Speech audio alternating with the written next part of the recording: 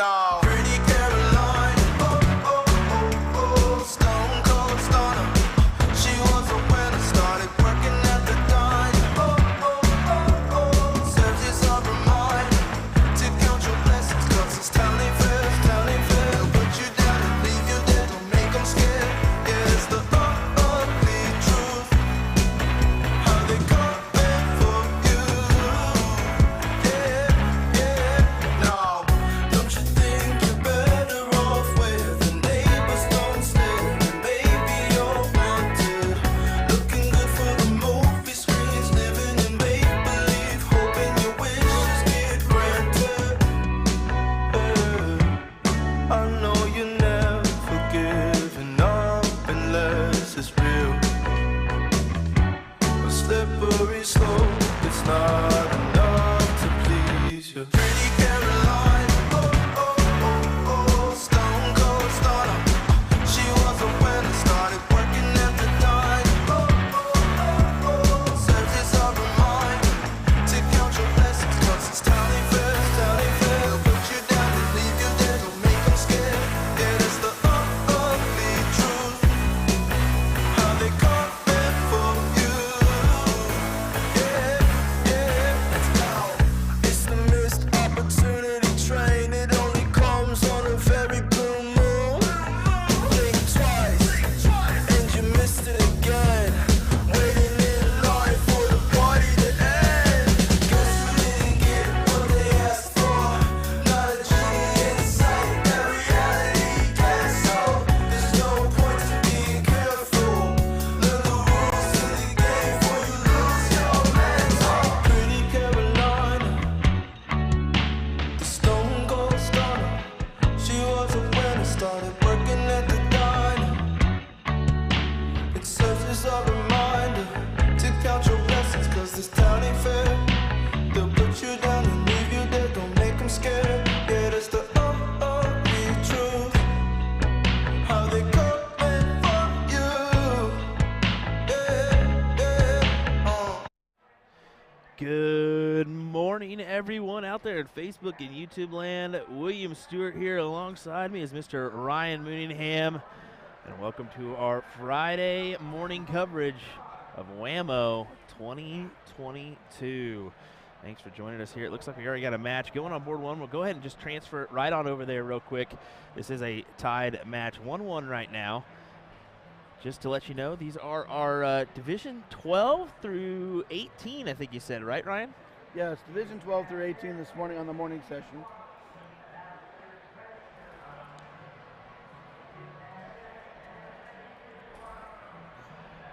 This is Kristen and Kayla taking on Casey and Scott. Division 12 doubles 01. So, yeah, we're going to see some. This is single in, open in, open out. So, And it's the freeze rule, so we'll discuss more about the freeze rule as we go through it. Casey Moe is up there. He's from Modern Gaming Company out of Wisconsin. His partner is Scott Young.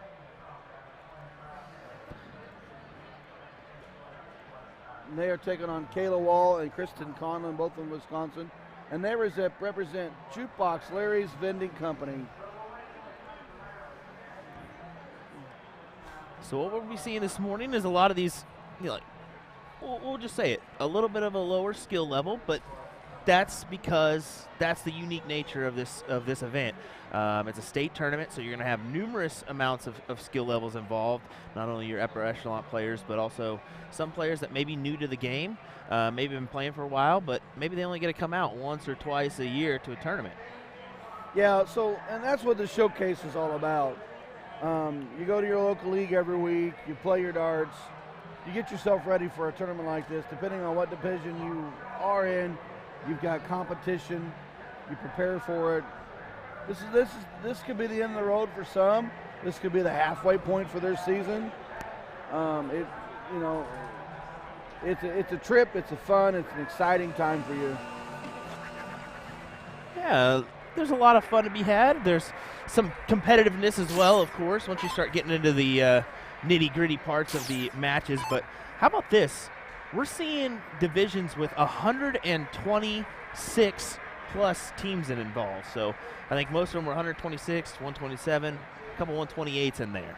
Yeah, with a double elimination tournament, 2 out of 3 freeze, 301 freeze in this morning session. It's a lot of matches. It's a lot to get through. A big hit there. She goes double 15 for the checkout.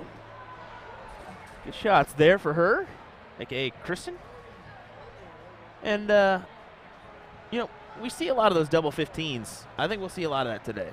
Well, and it's a comfortable double for a lot of players, especially on the soft tip side. They use that double 15 on a single out because they'll go inside on that double. If they don't get it on their first or second dart, they still can single out on the 15. It's just a very popular out.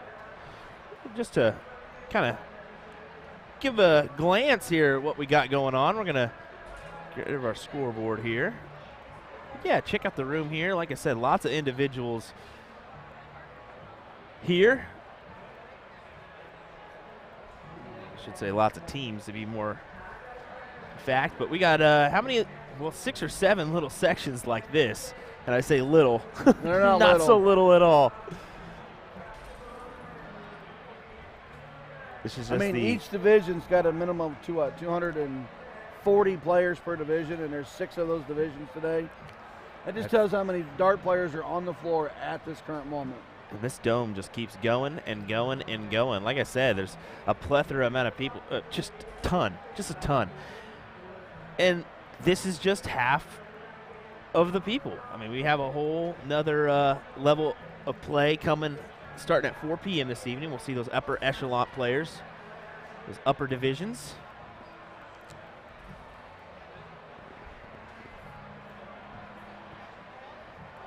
Does look like we're going to have a match here coming up on board number 2. Love to see that.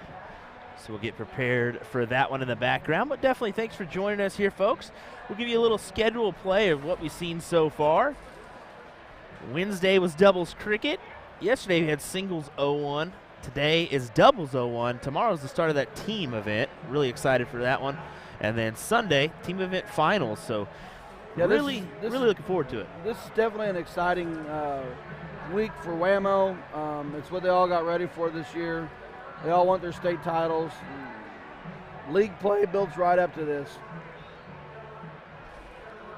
This is what you get involved for, to come here and play in the big shebang.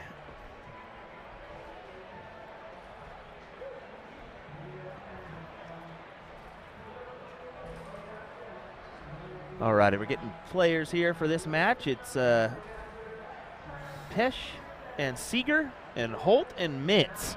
So we'll get that entered up here as we see Mitz step into the Aki right now.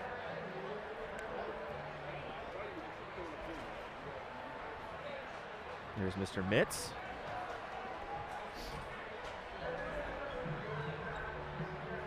He takes a gander into that camera there like, you guys looking at me?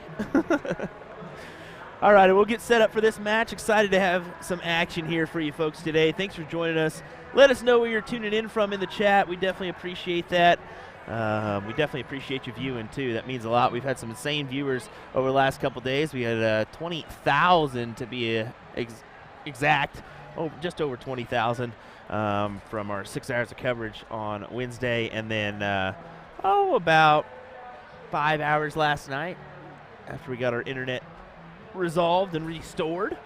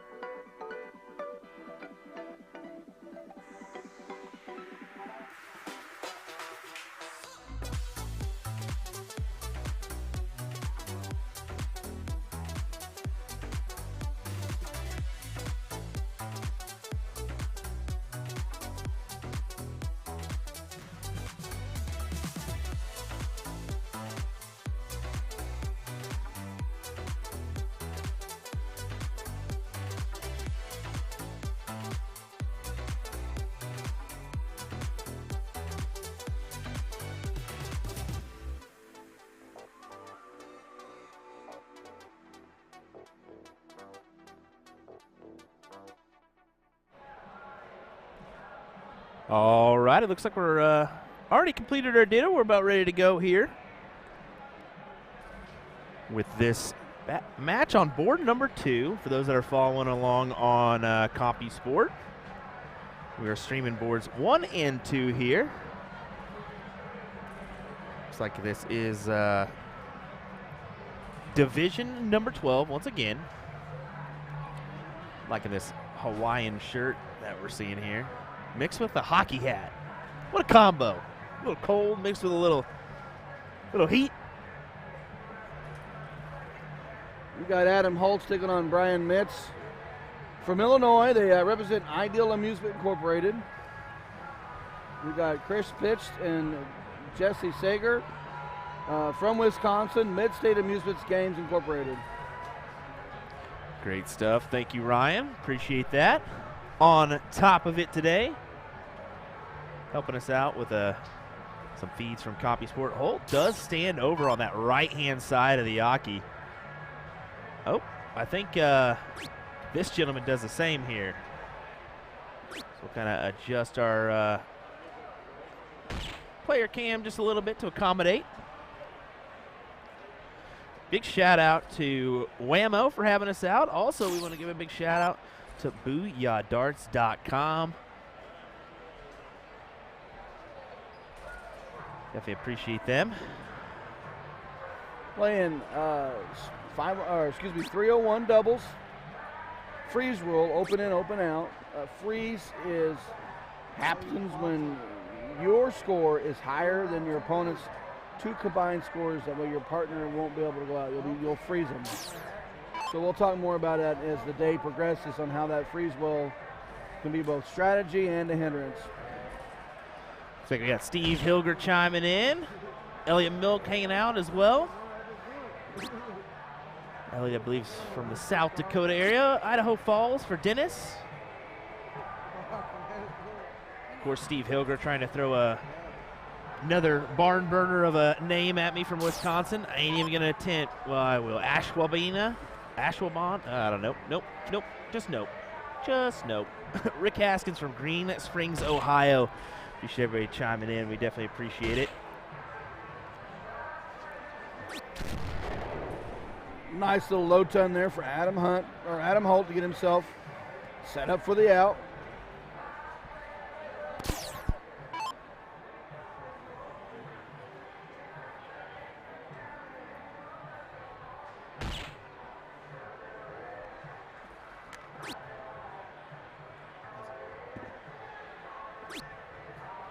Just out on that third dart for Chris.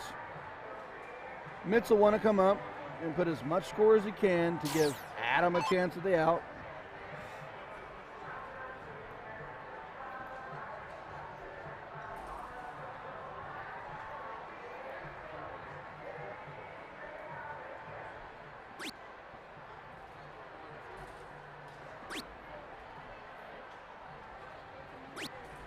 Oh, not a bad turn, 39. Adam is still in the driver's seat with that 82 left.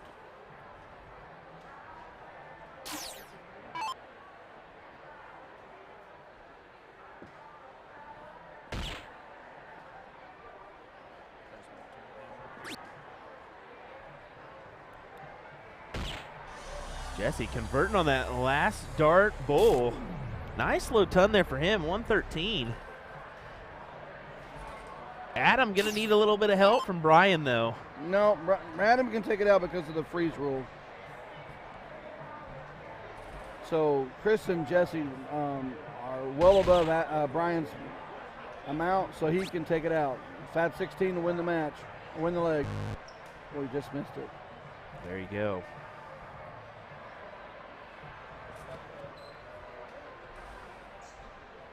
So, yeah, explain that rule for everybody that just may not understand it. Okay, Adam was sitting on 82, and Brian was sitting at 207. So for the freeze to come in effect, both Chris and Jesse's combined score would have to be below Brian's, but they had 302 as their combined score.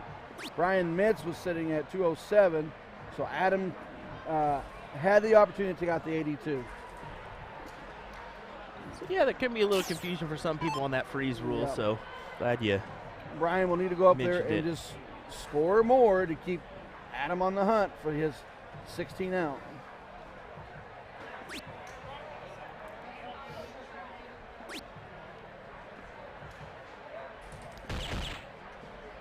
And he delivers with 88.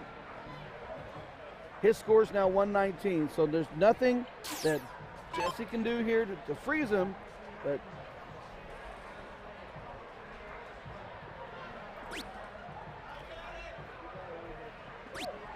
however, Jesse can take it out, but he will not this round. So in steps Adam Holt. 16 needed.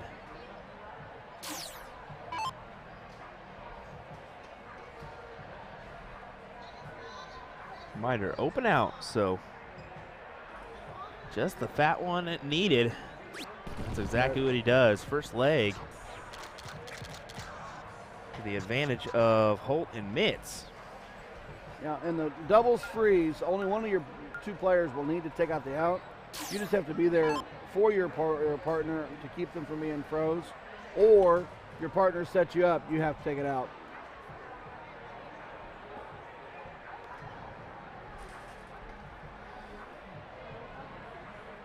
Good to see my old man, aka Dad, in the chat. Appreciate that.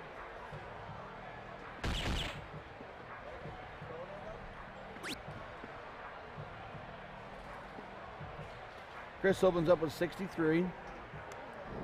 Adam will want to capitalize with a low ton or better. Here's a gentleman I've been waiting for to tune in. David Hilsberg. Hello from Belgium. David is actually playing in, I can't remember the exact name of the event. If you can drop that in here, David, I would definitely appreciate it. But he's a Paralympian. I know that. I think he's a Paralympic darter. Oh, they're Yep, playing yep. in that World Paralympic pairs, or if I remember right. Yes, that's it. That's it. So good luck to Awesome. you, sir. Putting on the stars and stripes. Love to see that.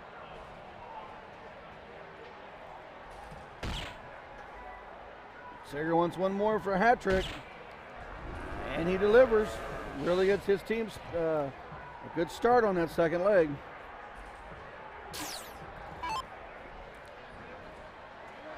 So Phil O'Neill asking, how many divisions is this in this? Also, what division does it make it necessary to hit double out? So do you want to check and see what division we start doing the doubles out? I believe on? it's 1 and 2 master out for divisions 1 and 2. Master out for divisions 1 and 2. Okay, and that's on that team event too. I That's believe, on the so. team, but I think that's what we've been seeing on the other divisions. This is divisions 12 through 18 once again, just to let you know, Phil, if you didn't catch that. So we do have those lower levels in the morning, and then your upper tiers in the evening time. Nice little split. Chris has opened up a little slow. Jesse's got him down there with looking at a 151. You know, speaking of that double out, I think yesterday we did see our divisions 5 and 6s. They just went ahead and went at those doubles. I mean, why most not? of them did take out their double. They had chances at single outs and they just didn't take it. They said, matter of fact, was it Kevin Hesse who went, just needed a fat 20 and said, nope, double 10. Well, I can tell you there's a lot of times that you're wanting to throw that fat 20 and you trip it and bust. Sometimes it's easier just to go right at that double 10. You're used to throwing it.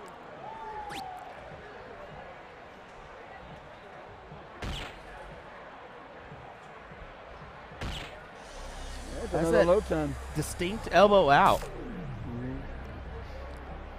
Nothing wrong with that, but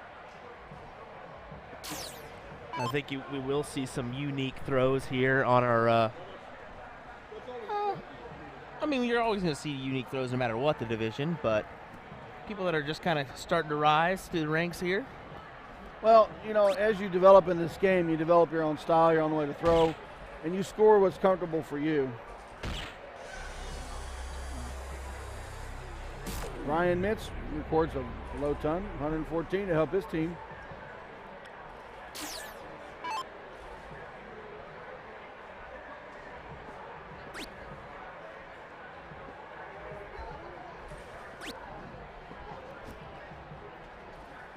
Mike asking how would stream all finals matches like all championship matches. The problem with that is most of these championship matches actually end around the same time because a lot of these divisions have the same amount of teams in them. So that's the difficult factor there. So I think we're seeing more of a your division at a time in one area, and then they use those boards to kind of rotate them around, and we're the priority on those boards. So I think last night Division 1 ended, and we went ahead and said, hey, bring some of those other levels over. We're going to stream for another hour or so, and we got to see Division 5 and Division 6, third place and finals matches. So that was nice to see. Jesse Sager can take this out. His opponent are sitting at 274, but Chris is 197. So Jesse is not froze. 50 to do it.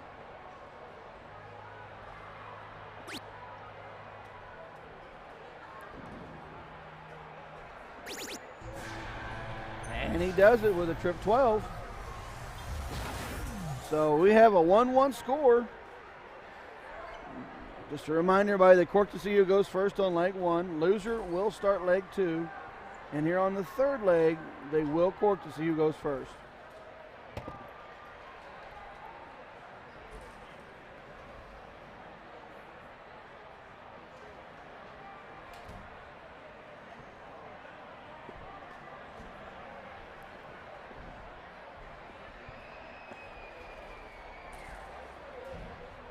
Adam Holt will take the court, give him and Mitz the start. The start is crucial in these race outs. You only scored 301 points, and you wanted to have the first one out of the gate. Yeah, huge advantage on the start here. And Holt's going to lead us off. The guy that really pushed through that first leg and won it for him and Mitz. Let's see if he can do it again here.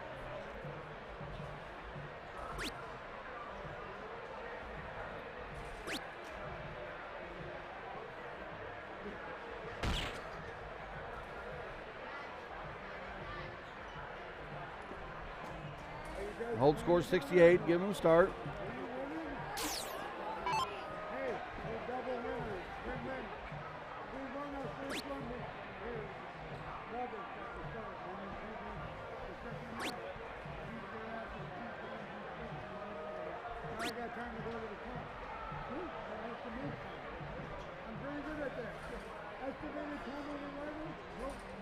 Mitz right here will want to capitalize on the slow start from Chris. A low ton or better would really get him and his team going. Thaddeus rubbing it in our face, says the hot tub feels good this morning, guys. You want to change, buddy? You want to switch? We can rotate.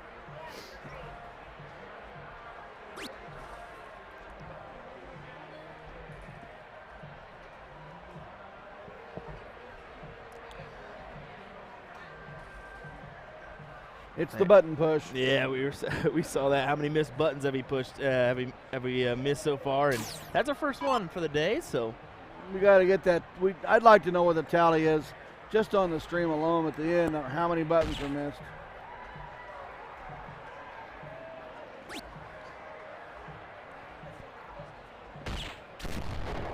Jesse records that low ton. Help him and Chris get one step farther. yeah, put him down to 189. Good low ton there for Jesse.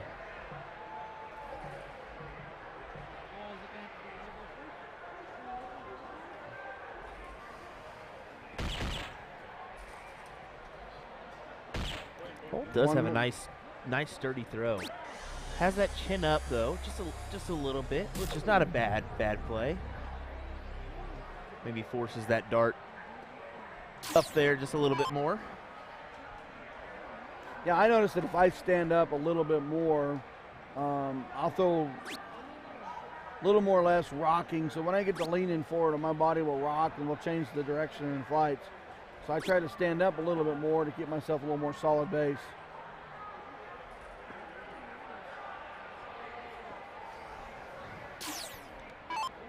Mitz here's got to pull this down. Looking to help his partner. A little bit better opportunity. Lay that third one right on top. Does so. Good shot there. 65. Collects on that 50 with his last dart.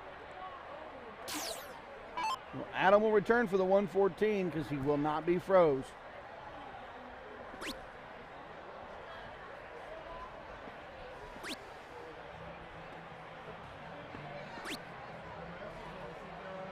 It's a little bit different strategy going into this.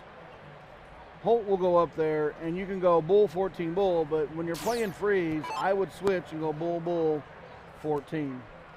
That way, if I go bull bull, and if I was going for the double 7, I fatted a 7, I still leave the opportunity to keep the numbers down there for freeze.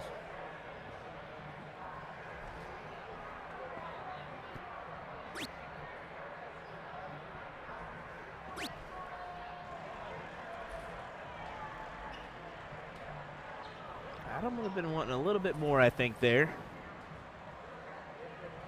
That's okay. He's got a little room to work with. Yeah, he knew he wanted that round right there. That was his round. Richard Shawley, appreciate the 200 stars. Says, thanks, guys. Fun to watch before I come shoot. Well, we appreciate you tuning in, sir.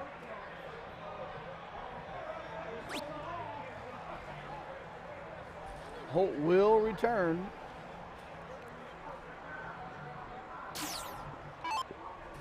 Jesse does have the look at 160, depending what Mitz does here.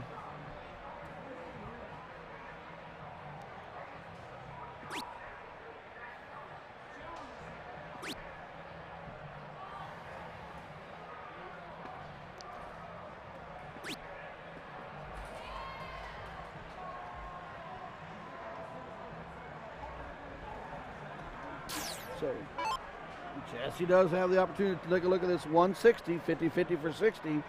They are not froze. Opponent's sitting on 244 to combine. So, yeah, definitely had a look at it. Just looking to pull it down now. He does a good job of getting it down there. It starts to get a little dicey when you get your scores down there, and it's time for either you go for the out or you set up you freeze your opponent. Exactly. That's the man, he takes it out. Adam Holt. 67, 51 for double A. Good match, folks.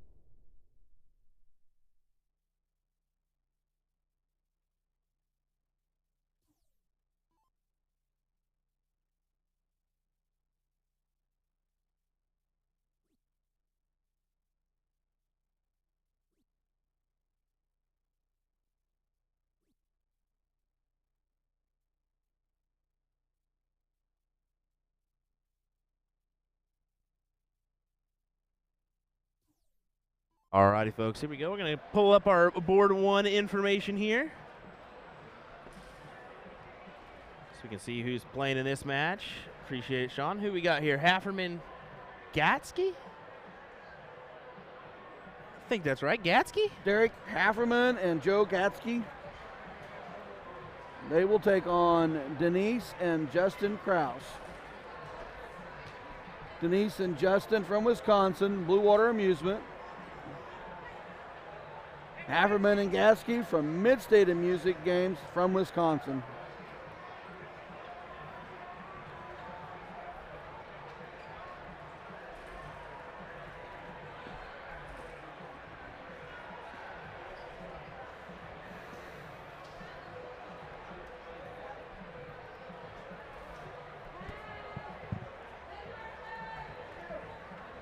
Sorry, folks, I entered in these names here.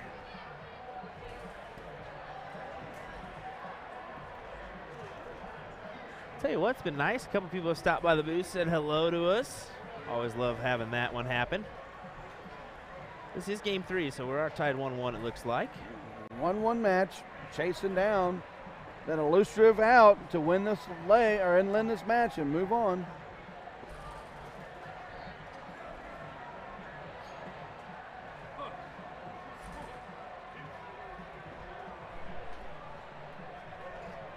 Derek delivers on the low ton, give him and Joe a chance.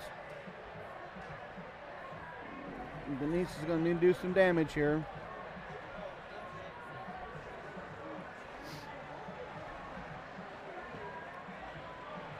How you talking about everybody's unique throwing styles? Definitely a lot of different options, a lot of different routes, different spots on the line, different movements of their arms. It's unique to see.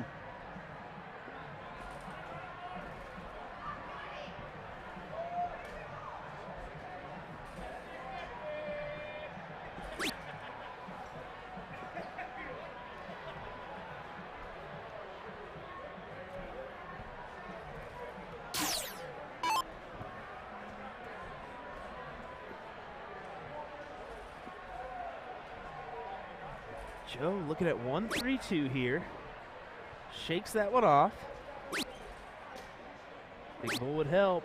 Doesn't collect, so just 38 scored for him.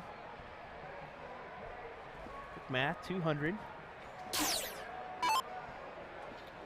So they have scored 200, but Justin is actually froze. That's why he didn't throw the 57. He's just trying to get it down there as far as he can for his partner. So Joe's turn did freeze. The cross. And Derek's got an opportunity here with a 106 or to push the freeze deeper.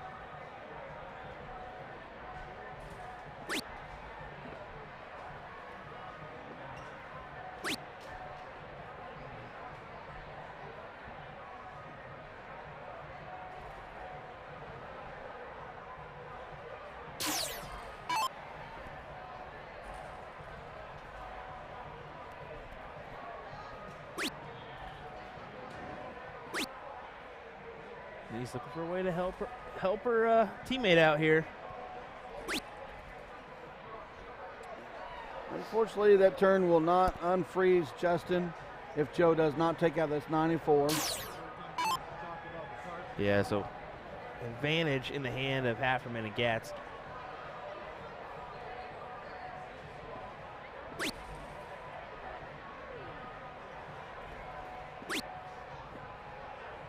I think that's the smart play there. Definitely go bull there. Second dart. Hope for that double top attempt with your last dart. So Justin is froze. His opponents are at 138, and they are below Denise's 194. So he simply walks up and just hits the button.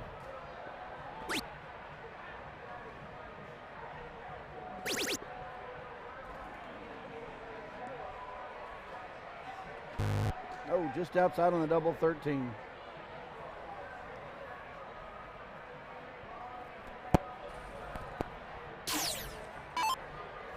Chris, who yesterday mentioned, I hope everything goes well today because I don't really want to work. Yeah, yesterday was actually a work in progress. We did our best to get the streams up. Last night, we had our moments when we were strong, and we just tried to put out as much content as we could yesterday. Yeah. Unfortunately, the deal is like some people don't understand is like, yeah, everybody's in here, but that has nothing to do with the Wi-Fi connection. We actually have a dedicated line, but when you start using bandwidth and data and all that stuff, every once in a while those systems don't like that and kick you off because they think something's going wrong. So, yeah, big kudos to Chris, the IT department here at Woodside, for helping us out. Yeah, you see Justin there, just go ahead and click on over. I figured that's what he's going to do. Haverman just needs 13. And he hits it. That is a win for Haverman and Gaskins. They will move forward and advance in this bracket of 128 players. Or excuse me, 128 teams. Yes, I said that. Double elimination, 128 teams. I can see how you would get that confused because you normally don't see that number when it comes to teams. Usually you see that with individuals. Alrighty, folks. Well, yeah, looks like we got a match on board 3. We'll go ahead and zoom out and just kind of take an overhead view of that one. We got the screwballs, it looks like. So we'll zoom in on that one. We'll play some background music and take care of a couple things. Thank you so much for joining us here on our coverage of WAMO 2022, live from the Wisconsin Dells Dome here in Wisconsin Dells. So appreciate you folks being here.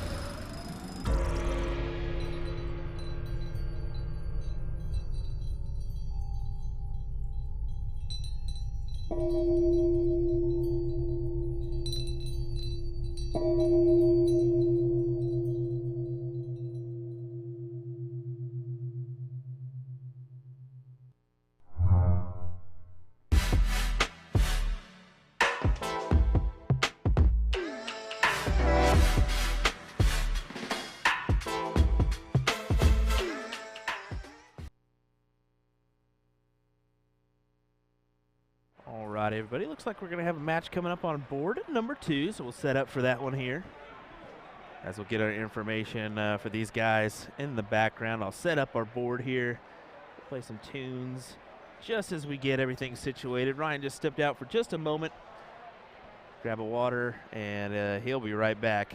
So hang tight. We'll have this start of this one here coming in just a second. We'll get who these guys are, and we will get underway. Thanks for joining us here on USA Darts Productions coverage of WAMO 2022.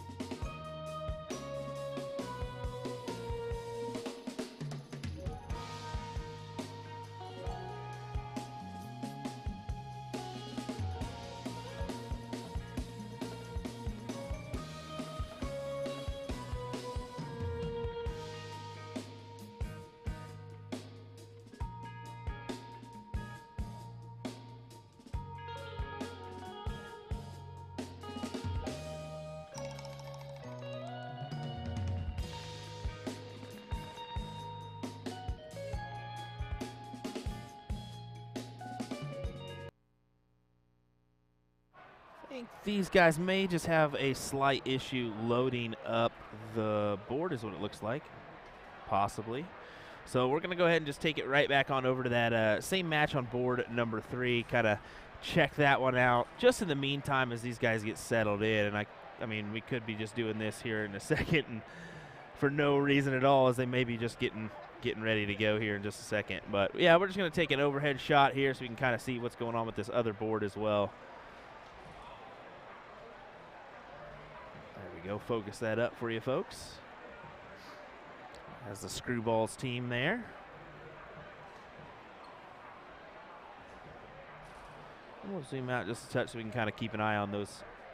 That board number 2 as well. Looks like they're searching for their team. I think that may be the issue. So, yeah, we'll keep it right here on this one as these 2 ladies with the Screwball jerseys.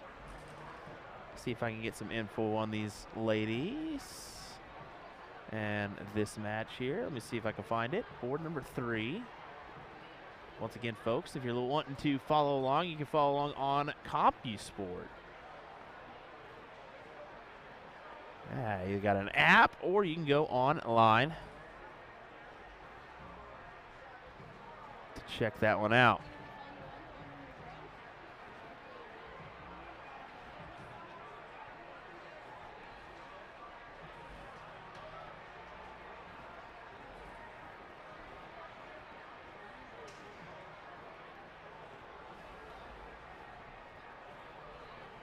There it is. All righty. Board number 3, we got Linger Anders Shoes for Mid-State Amusement. Which is kind of weird because they've got 3 on that one. Nicole Janak and Tara Baker. That's their Screwballs team. So a little bit weird that other team has 3 members, Andrew, James, and Nathan. So I wonder if just 2 of those members are playing and how they do that one. But yeah.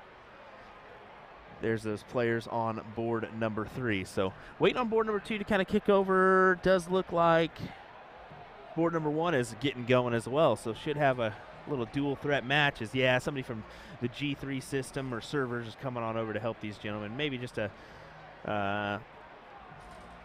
maybe not seeing their names in there. Maybe they got to do a reload or something. So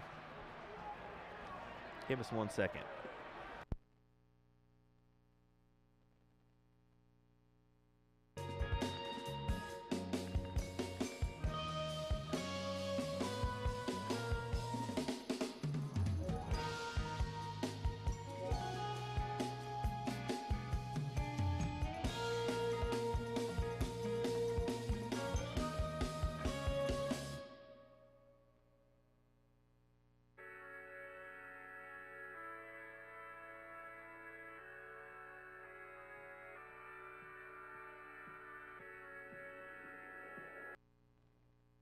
Oh, okay, just chiming in to give you some info from the chat. Crystal Anderson saying it's just a sub, I believe. Subs need to be signed up prior to the event. So I didn't know that. Something that, you know, being from out of state, I don't have a lot of soft tip in my area. I'm just not familiar with how that works or this system works. So, yeah, thank you, Crystal, for chiming in and letting us know on that one. Like I said, we'll get underway here in just a moment as soon as we have either action on board 1 or 2. We're set up for 2, but they're just taking a second to get going, so bear with us, folks.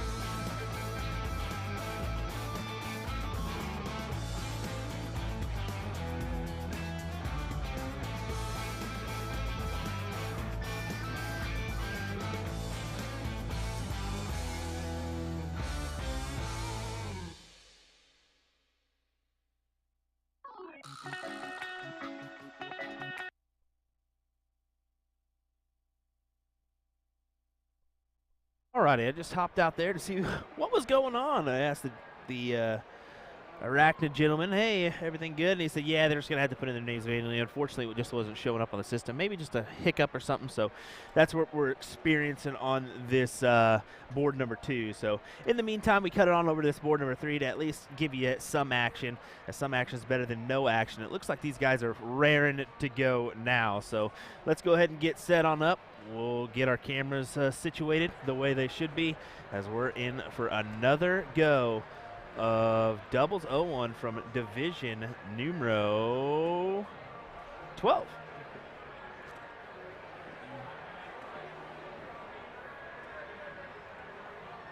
Just a shout out to our players. We have Jason Brinkmeyer and Wade Dillonson from Modern Gaming Company out of Wisconsin. And then Cody Wookham and Vanessa Denk from Wisconsin, and they're with Amusement Devices Incorporated. You know, something that I like about this, and, you know, it's more of a soft hit thing that you see kind of an open division, but they're mixing everybody. Yes. They don't have a women's division. No. It's everybody. Well, and then they use the ratings and the systems to try to balance these teams. I mean, you're going to win a division of 128 teams, and you're all around the same ratings, you've accomplished something.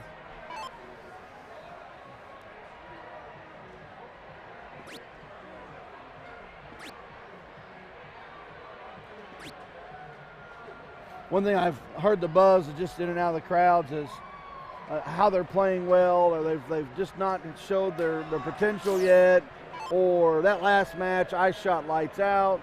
I mean, there's just this is big. This is exciting. Yes, we mentioned it earlier. For some of these individuals, this is their only event of the year, and or one of the only 2-3 events they go to a year. So yeah, for them to come out to this event, it's a thrilling affair. They come get a couple jerseys, come get some darts, supplies, and make a vacation at it. Yes. So, you know, and that's one thing I've noticed is people are coming up to us about hats and you know, the jersey vendors are busy, the dart lines are busy. Big shout out to Booyah, selling all different brands of darts from all different players, both the United States and worldwide. It's a nice piece to be able to work hard in your league and then have a go-to at the end of your season and try to showcase your talents against other leagues and other players in your state. Exactly. Yeah, you mentioned it good. The couple people coming to us for hats. That's something we haven't really encountered before, and it's like, oh, we're getting that a little too often now. We're like, oh man, just have to bring in another person just to sell hats. Yeah, we could have a booth. So once again, 301, open in, open out here.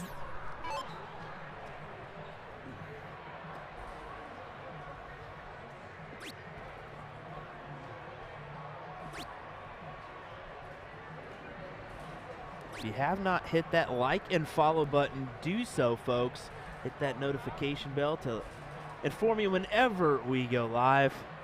Lots of events coming your way, including tomorrow's team events, Sunday's finals of the team events, and then we got Cherry Bomb and Wisconsin coming our way. Yeah, I was going to say, the team events, I mean, that's what they are all gearing up for. And I've heard them all talk, well, who's on your team? And who's on your team? And what level division are you in? And boy, wouldn't it great to take that state title this year from so-and-so. I mean, that's the camaraderie and the fun and the excitement of a WAMO.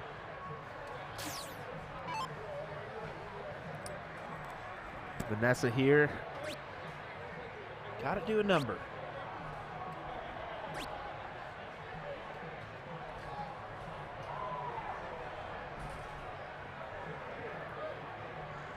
You know, the jerseys, the different jerseys that we've seen out in the field have been, There's some fun. really good ones and some funny ones. They say you wear your heart on your sleeve and your nickname on your back. Well, welcome to darts.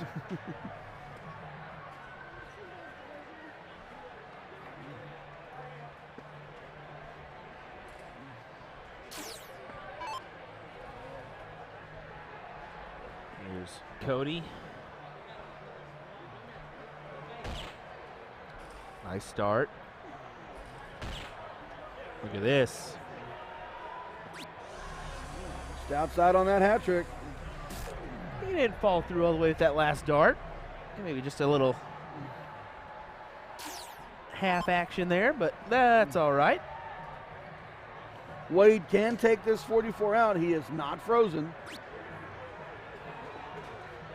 There's that double 15 we've seen a lot of folks set up for. 20 or double 10 to take the leg. He does it. Nice shot there as Wade gives him and his partner the advantage.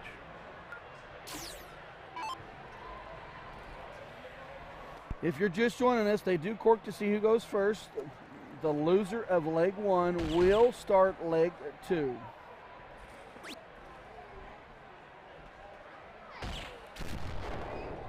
There's a 101 start for Cody.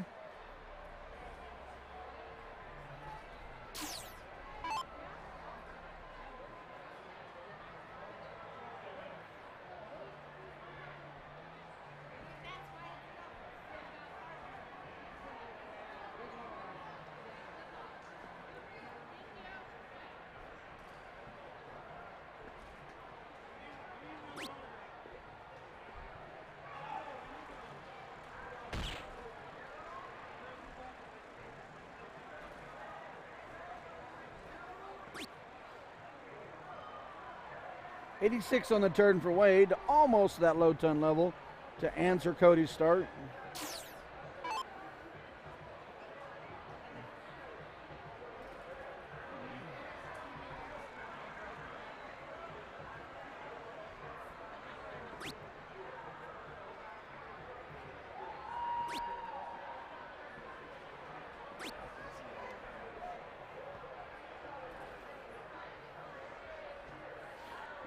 Vanessa Dank has put her nickname on there, Nessa. As she makes her turn, here comes Jason. Ooh, a hat trick would be a big start for his team. He does score that low ton.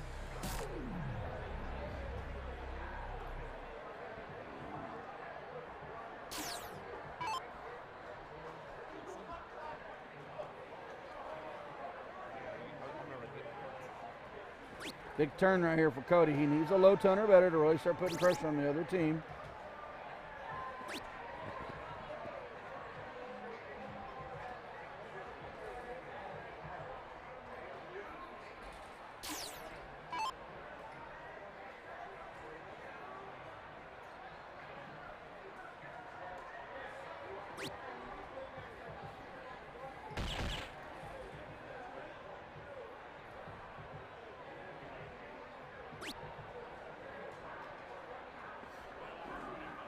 Wade sure wanted that last bull to really give that another low ton turn.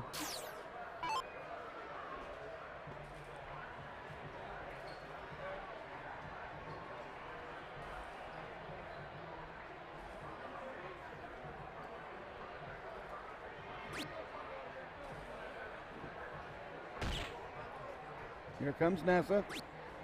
She fires back with a 74. Right now, this is anybody's leg. Jason will want to bring his team down that much further.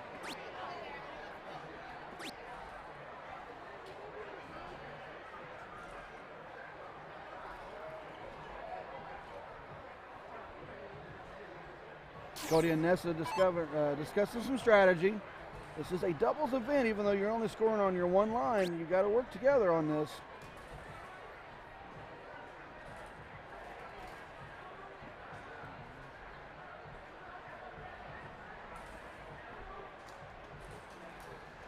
Ooh, unlucky shot there.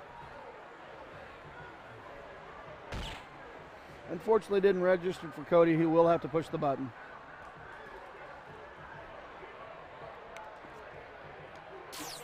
Boy, he can do some damage to really put the pressure on Nessa right here.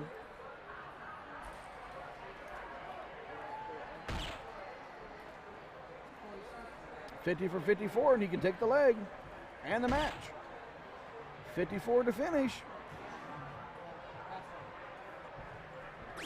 Oh, very good turn of 118. Leaves himself on 36, a comfortable out for him next time, but that would have been a nice 154 to take the match.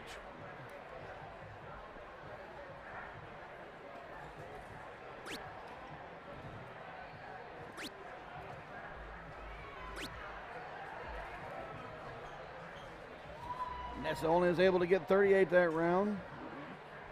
Brinkmeyer can take a look at that 143 or just set his partner up for the out. 57 for 36. No, he's going to go the different route. Nice low ton for him. Both Wade and Jason are in great shape to take this leg and match. Cody is froze. All he can do is get it down as far as he can.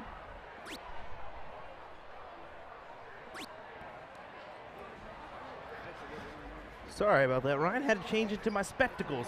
No, you're good. Both Wade and Jason hit some big low tons while you were gone. Set them both up on an out.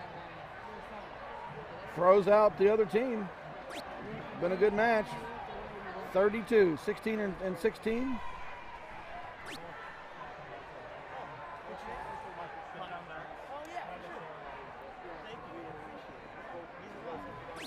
There we go. And that is the match. Wade and Jason will advance. Cody and Nessa move on to the other side. Ryan Muniam along with Will Stuart, USA Darts Productions, bringing you the Division 12 through 18 matches, showcasing talents. We're moving over to Board 1. We'll get names for you here so we can adjust our scoreboard. It looks like this is game number 2. That's the one thing I like about having two boards, is we finish the first one and we go right into the second one. We're trying to give everybody we can as much screen time as possible. This is their opportunity to showcase their abilities for everyone to see.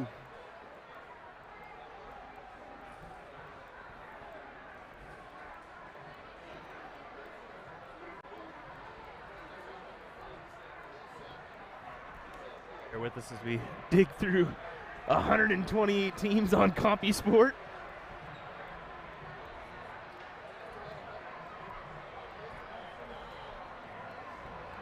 Yeah, shout out to those guys running this tournament. They got a lot of teams, a lot of boards to manage, a lot of problems, a lot of make sure everyone turns their stuff in.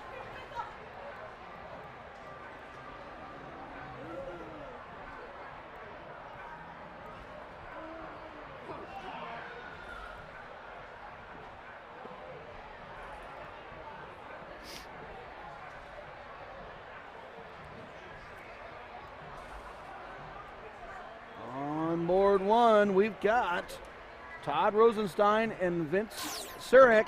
I'm going to say that right as best I can. Mid-State Amusement Games, Wisconsin. And their opponents from Allied Games Incorporated here in Wisconsin, John Cuffer and Mike Cagney. And you know what's funny about that whole situation there?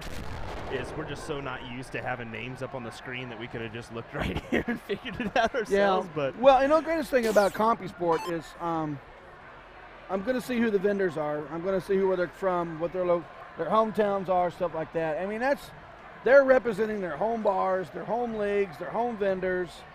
As much commentary as we can give them back out and a shout out to those folks makes it a lot more important to be on our streams. yeah, because that's the fact about it is these guys put in a lot of hard work, but not only that, their vendors put in a lot of hard work for them. So why not give them a little love? And I love that you are doing that, Ryan. Appreciate that. Ryan doing the dirty work on that one. So I'm going to go ahead and guess that Todd and Vince got that first leg. Since they are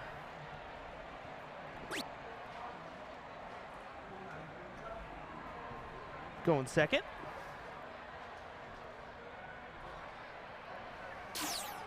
There we go.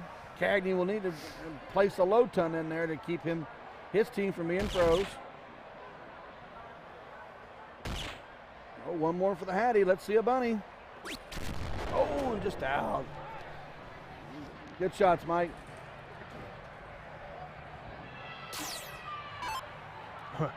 Hearing those roars again. Here we go. Here we Last go. night we heard quite a few in the room.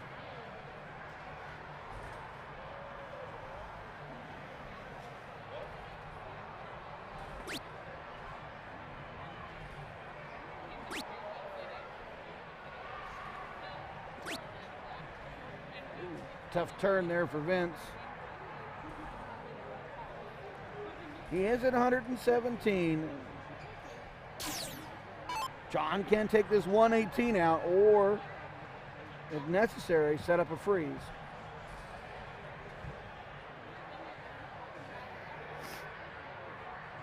My route's bull 18. 51 for 50.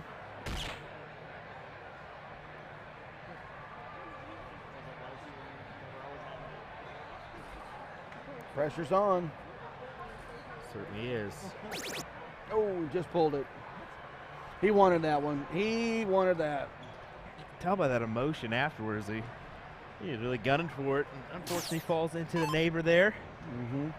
Leaves himself 45. Todd is sitting on 83. He is not froze. His partner's at 117, but his opponent's combined score is 142. 42 for 32. Leaves himself 43 for a possible next turn.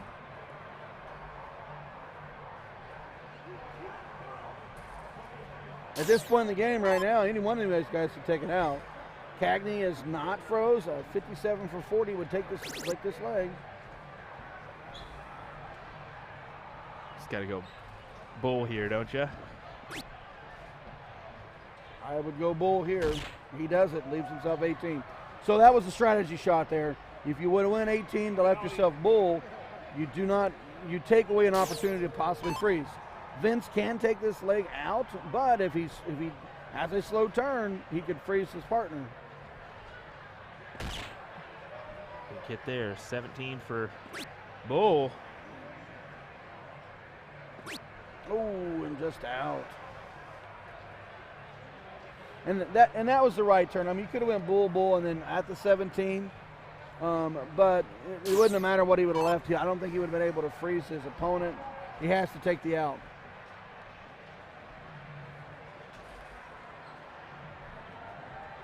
$45 to win it, trip 15.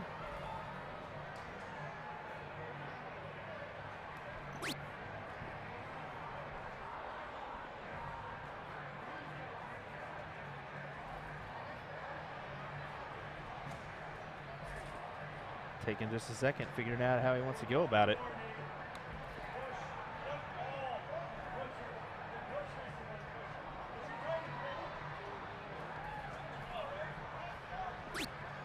$13 for 30.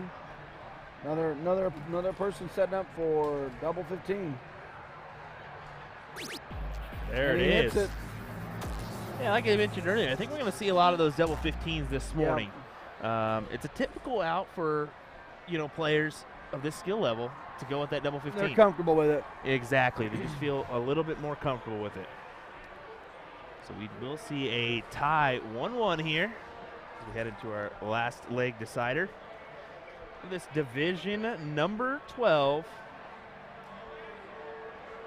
doubles 0-1 contest.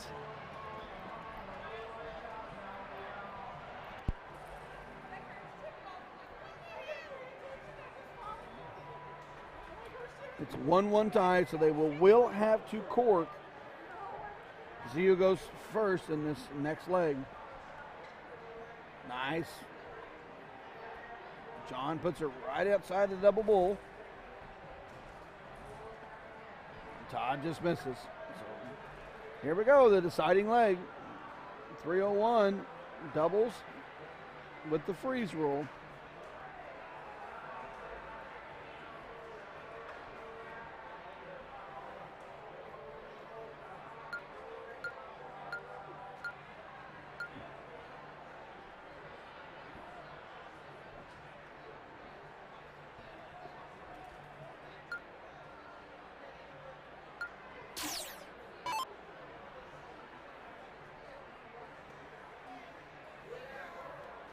Give each other a little loving here. We are back underway. 1-1 tie. You will take it and advance on through the winner's side. Leeser will go to the other side of the bracket and hope to make a return.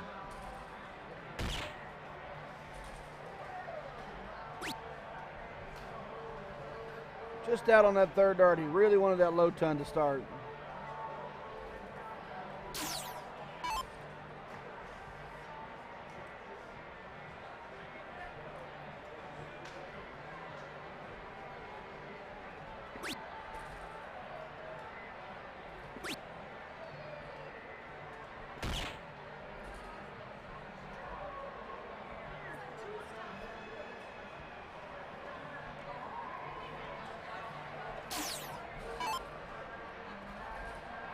Cagney looking to follow in line with the previous two attempts here.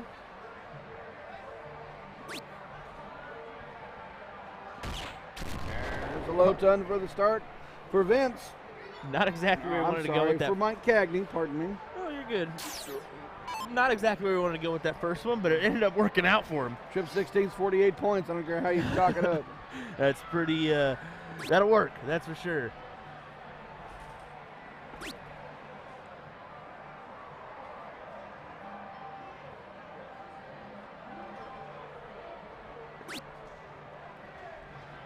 You know, I find myself doing that, this is going to sound bad, I guess, but if you do happen to have like a dart where you just, a slip, you know, the trip 20 where you end up in like the trip 18, I don't mind following it in every once in a while. It's like there, it's a marker. Go ahead and just use it. 54 points. Follow that bad boy in. I mean, this, you know, this doubles is to get down there as fast as you can. You and your opponent. You want to be there for your opponent if they need to take the out, or you need to be there to take the out when your opponent has you set up.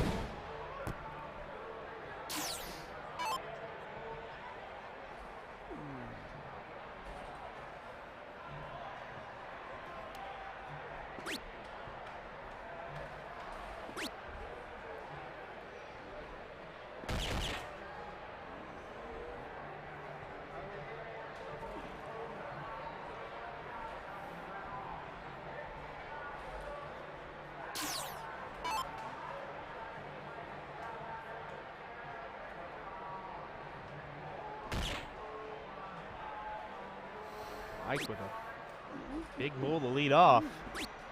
Cagney leaves himself a good 120 to finish. So Vince is going to have to step up and hit a big number here. He's got to. He's kind of putting his partner in a difficult position right now.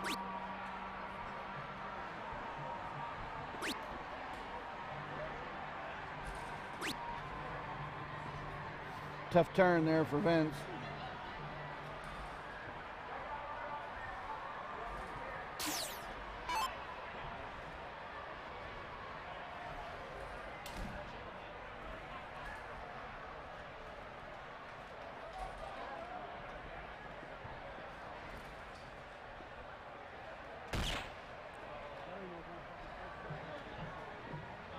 John talking to himself a little bit there. Very animated at the line. Some people say that's not a good thing. Every once in a while it can be a good thing. If things are going well and you get a little animated, it's kind of that Gerwin Price effect.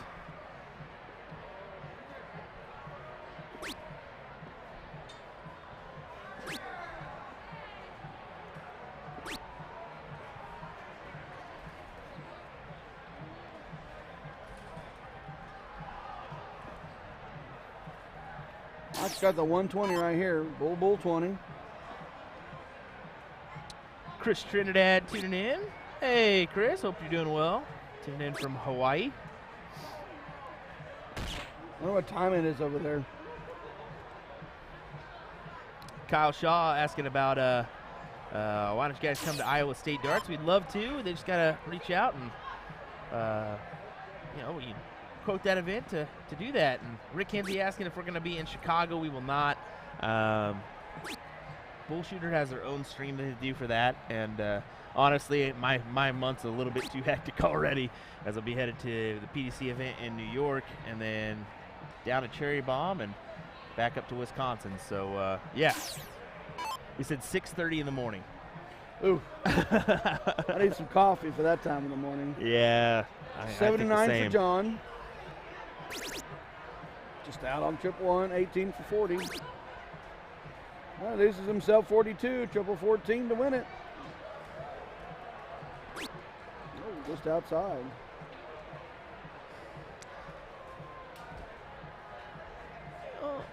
He had 58 there and went down, stayed down at the 16-8 range. What do you think he was thinking there? Just 48, 10? Possibly. Could be, yes. Yeah.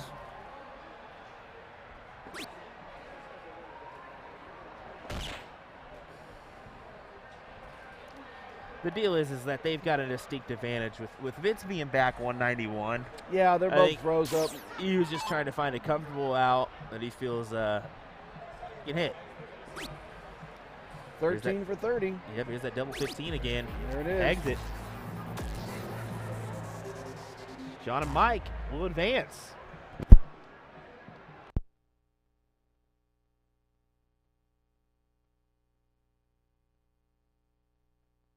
All right, well, it looks like we got some action on board number 2.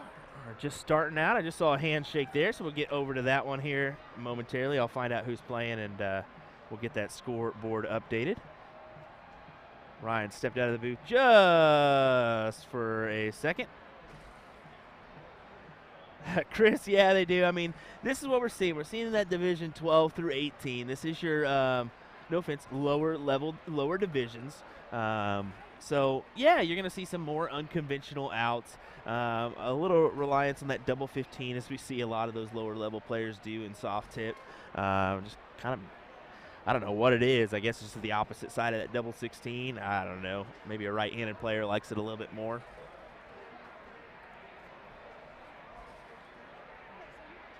We will get this one going. We'll get our overhead view set up.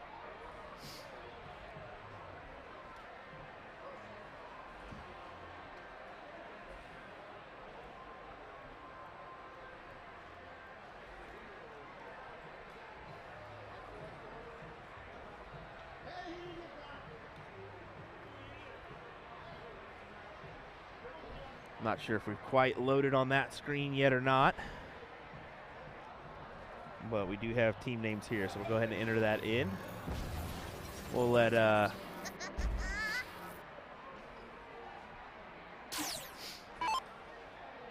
Ryan pick up those vendor names here once he gets back in. Just stepped out to make a call real quick. Part of the work duties. Mike Brown popping in a nice 150, a nice rabbit.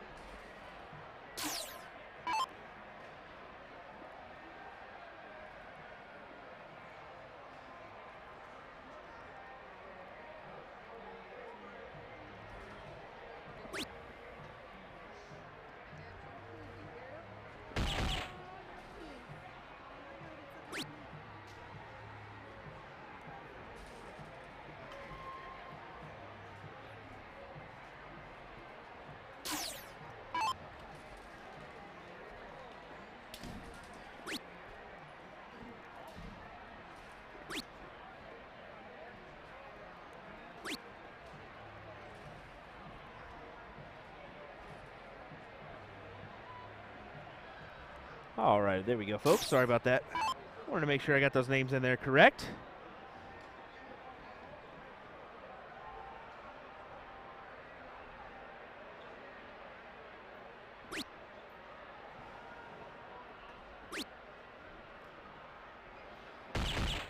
So Gary Rose saying same as 32, just the other side. Chris saying, I mean, the main thing is to get to 0 right, correct.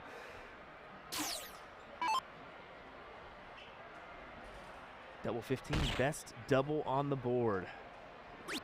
Yeah, I mean, this the thing is,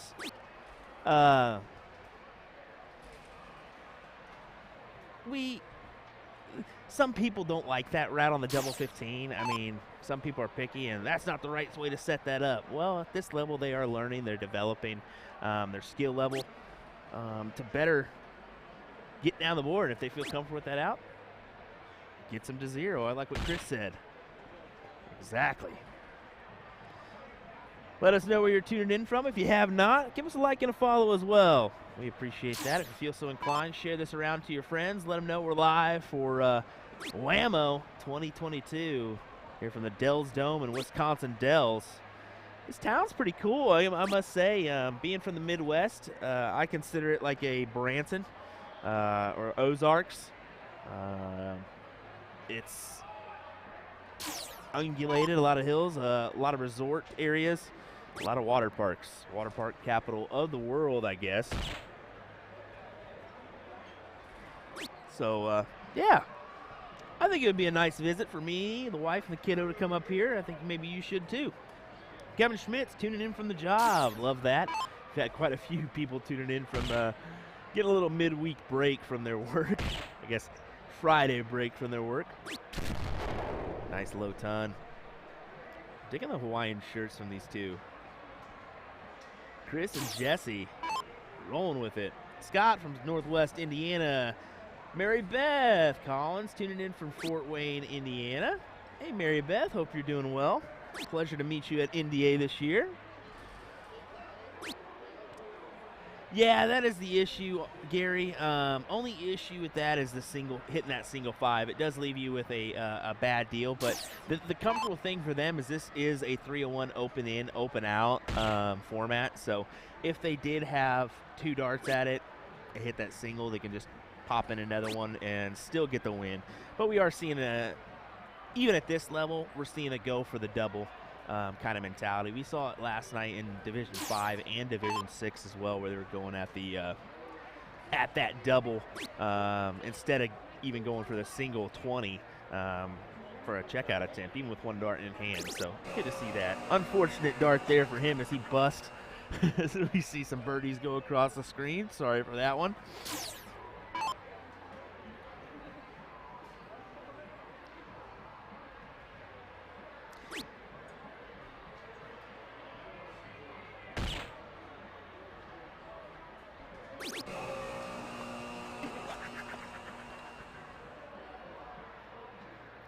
Oh no, Scott Hannish is tuning in.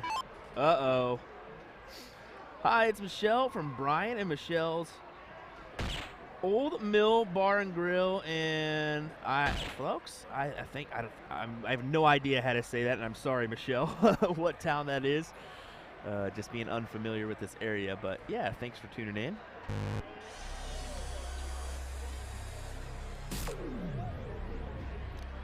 Ironically, I'm pretty familiar with this Mark Thomas, though. Winona, Minnesota. I do know that one, my grandmother's name. Let's go to Stanfield vending players this week. So good to see some vendors and some supporters that have made it out supporting in the chat. Thank you very much. Carolyn and Mike really looking good here. 14 and 34. Kind of putting Chris and Jesse in an unfortunate predicament. So just a single 5 needed here for Mike. And unfortunately, once again, just outside and into that double 20. Fiux. Says Scott Gustafson. That's why I was wondering if it was the F pronunciation there.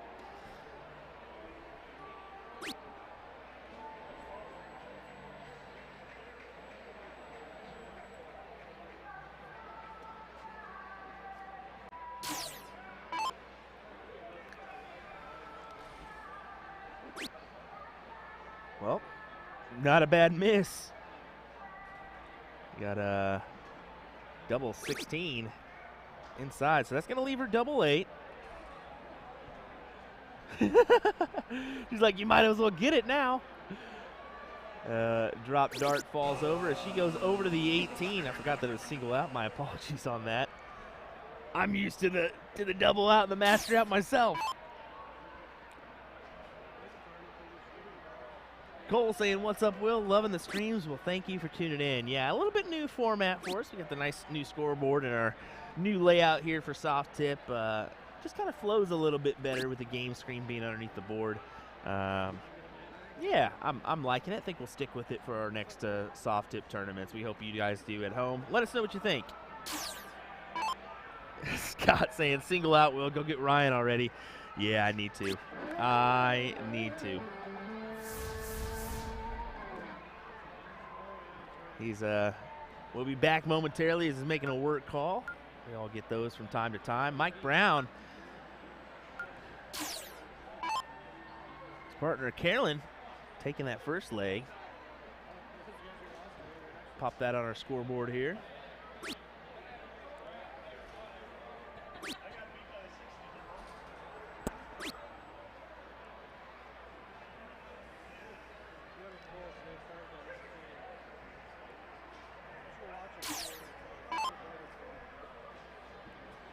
We are seeing the fist bump from time to time.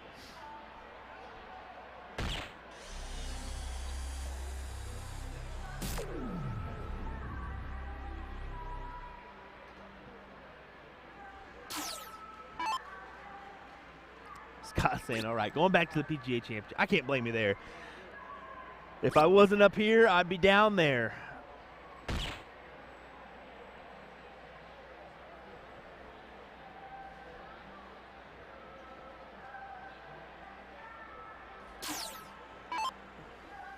Mike asking about board one, please. Nobody's on board one right now, so they must actually, they're just stepping up, it looks like. I don't know if they started. Let me see.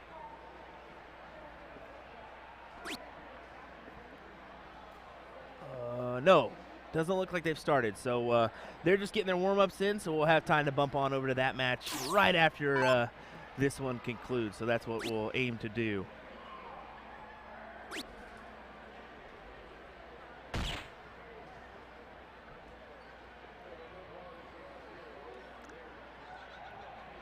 Haley asking if we're having a showdown with B&B. No, I don't think we are. I think we're providing a hat for that giveaway, though. I'm looking forward to doing a showdown with B&B, though. That's on the list of things to do with Roy.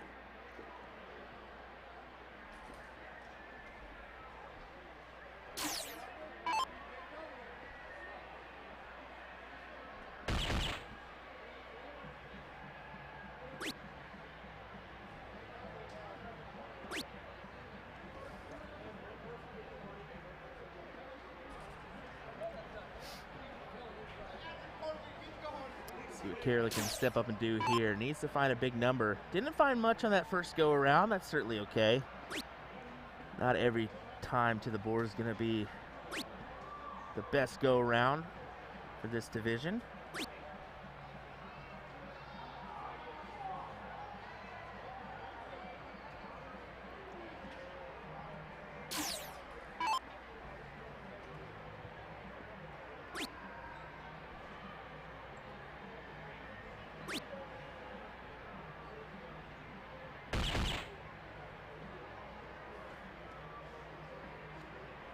Man, the comments are flooding in here. Love to see that. Scott saying B&B rocks. Well, yeah, Gary, we're gonna have to play here anytime, buddy. As soon as well, this month's gonna be pretty difficult to do that, but we'll do it soon. Ricky Jackson, hello. Haley saying that is awesome crew. Love watching them. They seem like a good time. Yeah, I can confirm they're a good time. I hung out with the B&B crew last year at NDA Team Chart. Man, what a good time they are. Matt Stoner, what's going on, buddy? Rick, yeah, we have the hats on location now, so as soon as I get home, I'm loading those. I have a couple loaded right now on the site. I think we're just transferring, getting our PayPal payment or shipping info in there. So,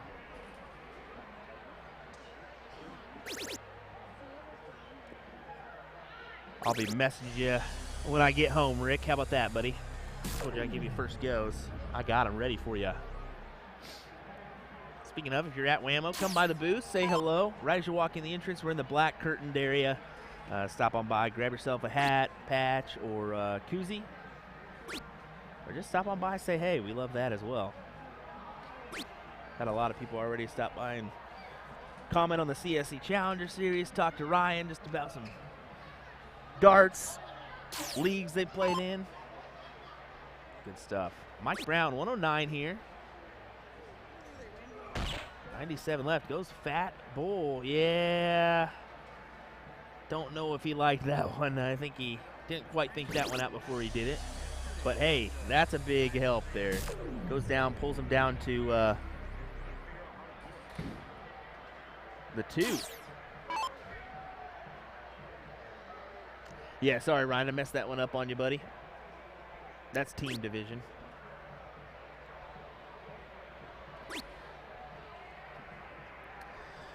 Ryan's going to pull up their vendor information. Just a little update. Board number 1 still hasn't got going for those that were wanting that match, so we will hop on over there once this one's over. It looks like we'll finish this one and then have time to hop on over. So, yeah.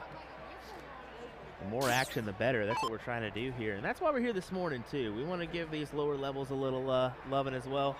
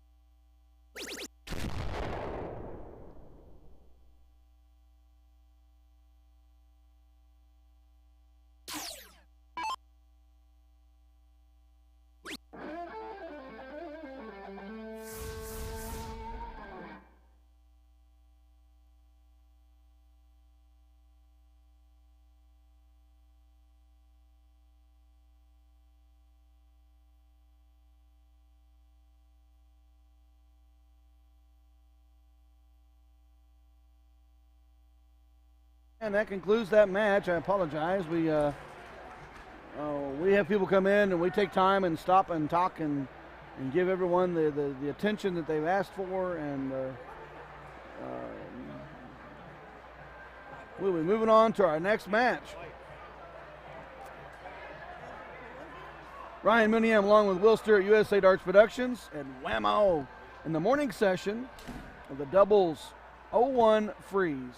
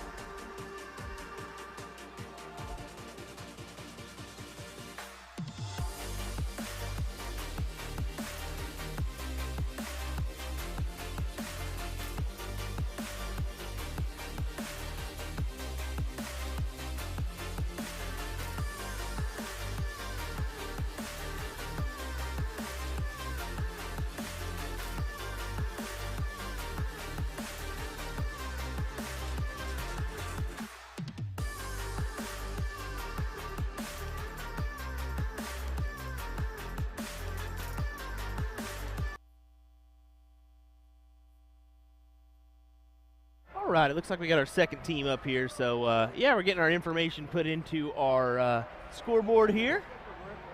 Where are these players from here? Well, it's I was actually just talking with April. It's April Patterson and Lacey Zarda.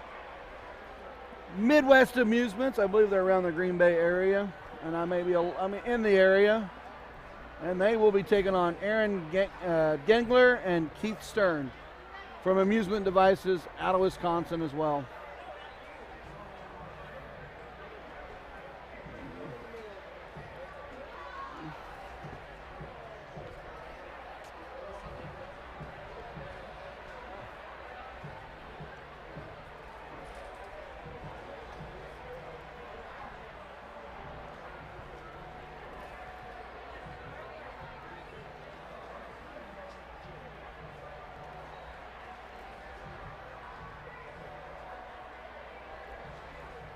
I believe this is a top 8 match on the winner's side.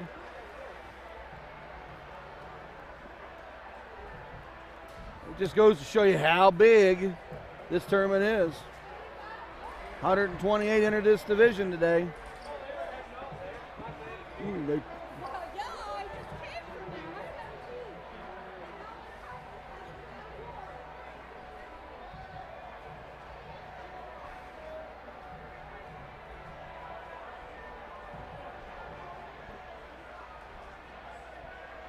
So we got a close affair, 1 hole out for each.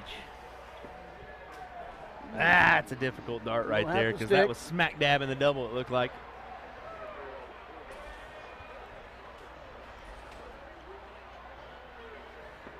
Aaron goes at it again, just outside.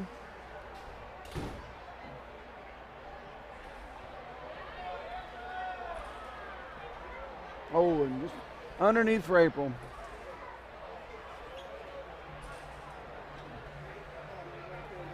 Doubles 301. Freeze rule is in effect.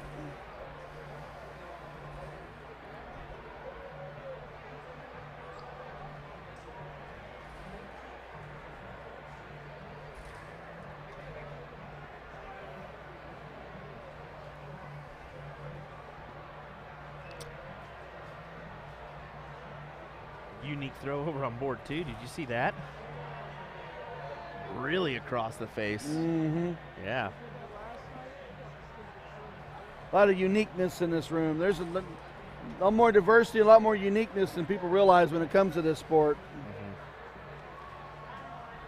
Maybe a left eye dominant person there. You know, who's a left eye dominant, I believe, is Phil Taylor.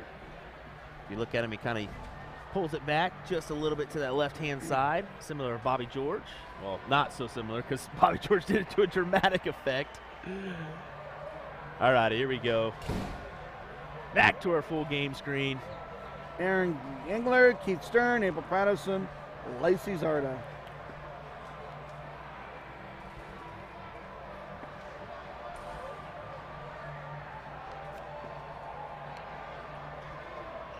.61 on the open for Aaron. April's going to want to go low tone or better to give her team the start.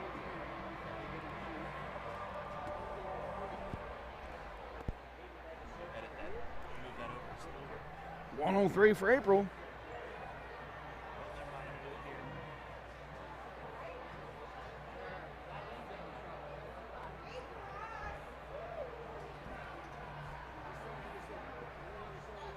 Keith looks like he was just unready to play. Pulls back, gets himself reset. I about made an adjustment on our camera and realized I can't do that with how tall he is. He's just a big guy. He's a big guy, let me tell you. Most of the board's blocked on the other view.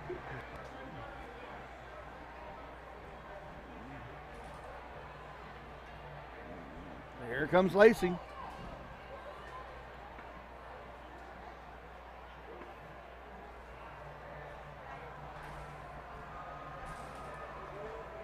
Oh, and she does go up for a triple. She does grab the trip 12, but she was wanting 54 to increase her score down.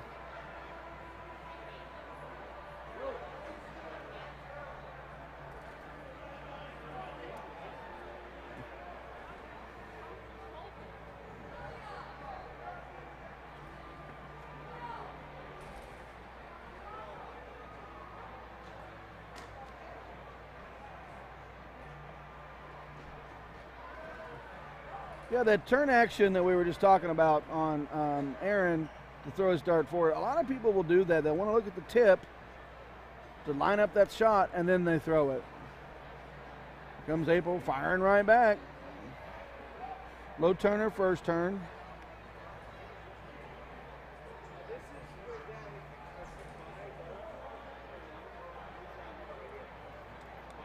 There we go. Sorry about that. To make a quick adjustment on our normal board cam here.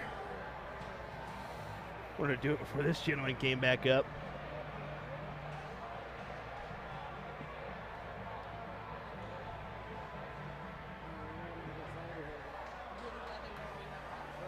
Advantage Patterson and Zarda. Lacey's going to want a big turn to give April the opportunity to take a look at that 124. There we go. Turn up that board mic a little bit.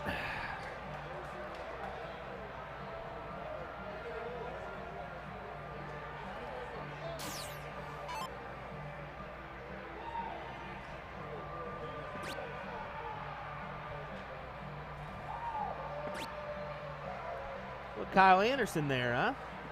Just a little bit at the beginning. Yeah, that little was the sideways dart. I noticed that when they do that, they look at the tip. They look at the white tip and then put it on their target. 12 for 50. She pulls it a little bit, but she's set up nicely for 53.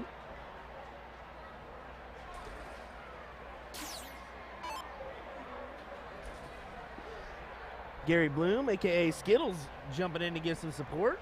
Haven't seen him yet this weekend.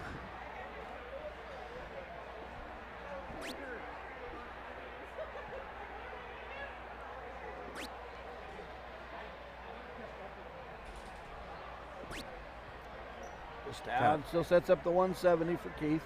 Yeah, short arm that last. It looked like just a hair. Lacey just wants to add to her score coming down. April is not froze. I think the main thing I hound people on in those lower divisions is following through. I think a good follow through is key. You got to have the same consistent follow through every time. Well, you know, some of the folks that realize that some of these guys are 6 months, a year, maybe 2 years into playing this game. They haven't played a whole lot, and this is all relatively new. Exactly. So just a little tidbit of advice there if you're a newer player. Follow through. And definitely helps. You don't see a pitcher not follow through. Same aspect, you know. 3 for 50 for Patterson. Just out. She does leave herself a trip 9 for the return. Keith will want to do some damage here. Otherwise, he will set up his partner on a freeze.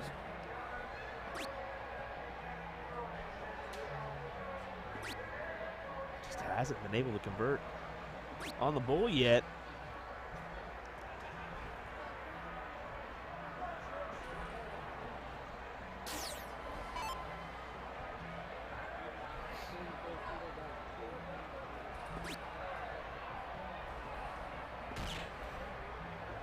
Lacey does the damage. She freezes Aaron. That was a big turn. She only needed 27 points to freeze out her opponents, but she turns 88 instead. Aaron can only do is sit it up and try to get ready for the next round. 51 leaves him 3. He will push the button.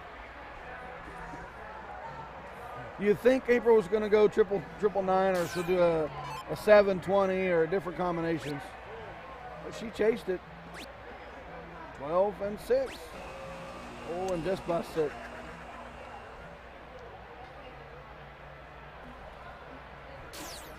Double check that button was good to go. Keith can take this 122. He is not frozen.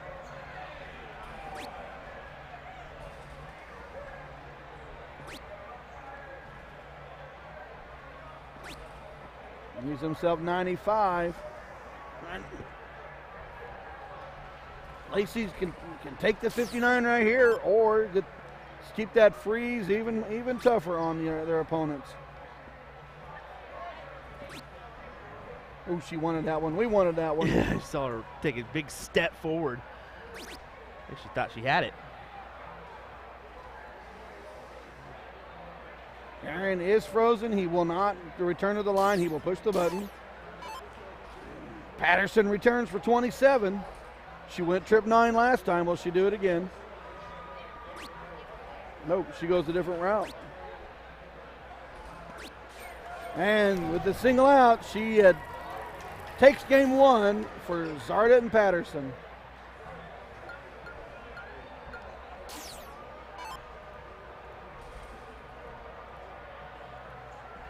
If you're just joining us, this is 2 out of 3.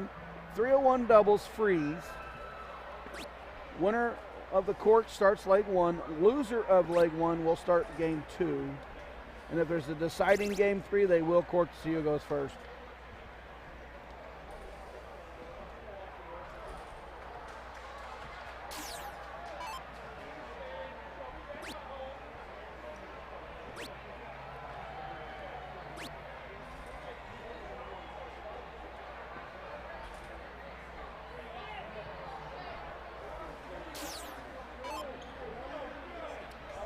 Want a little bit better start than he did his last time up. See if he can convert here.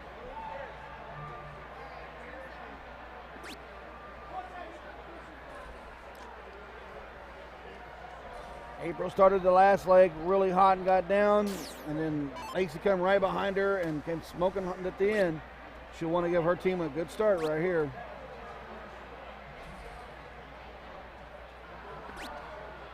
Not the ideal start for those two ladies. See if Aaron and Keith can take advantage of this here. Make this a 1-1 match.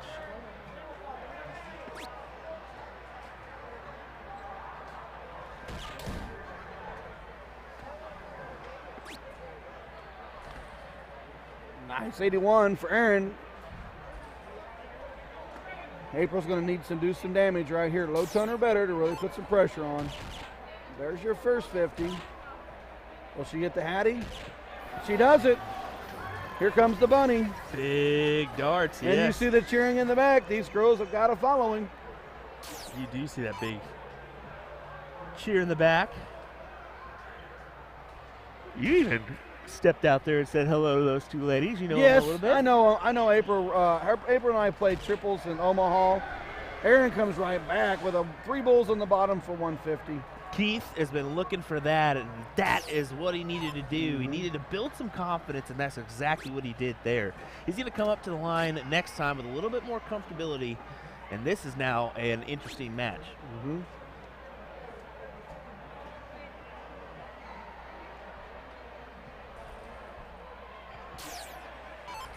Aaron goes 50-50, 38.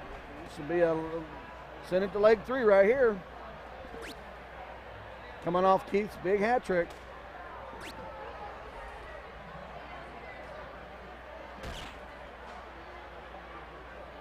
.67, comfortable turn, leaves himself 71. April is froze, but she wants to bring it down as far as she can.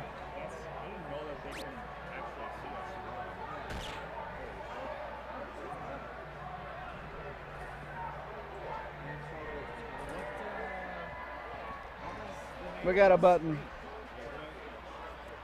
I think it's on USA Darts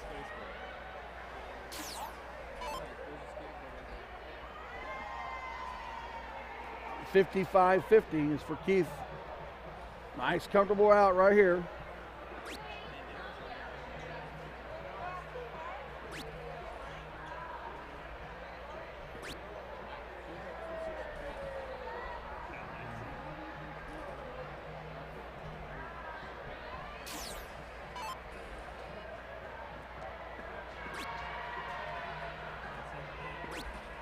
Lacey having an unfortunate go-round here. Let's get that last dart to fall, so 85 scored for her. And just 20 for Aaron, and he takes it. Great stuff there. Good darts.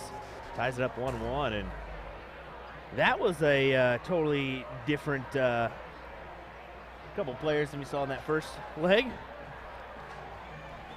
They will cork to see who goes first in leg 3. Patterson hammers in the bull.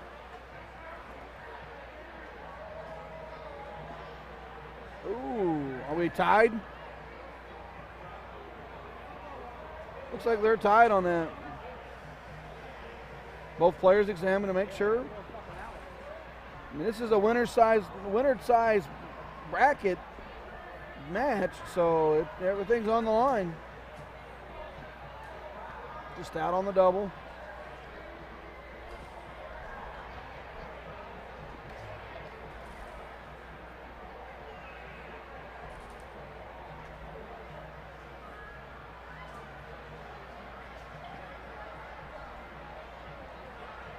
Advantage Aaron and Keith to start this last leg.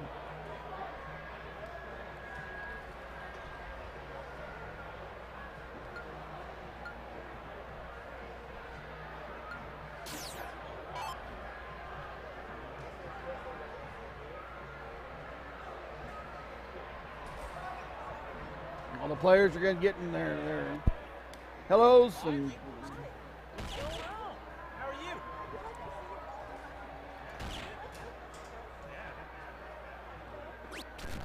nice low ton for Aaron to start. 120, puts a lot of pressure on Patterson and Zarda. April will want to go up there and match it. Just outside on the second one. She does answer with a low ton. Nice 117, so 181, 184. Now it's coming down to Keith and Lacey and see what they can do to help their partners to advance to the next round.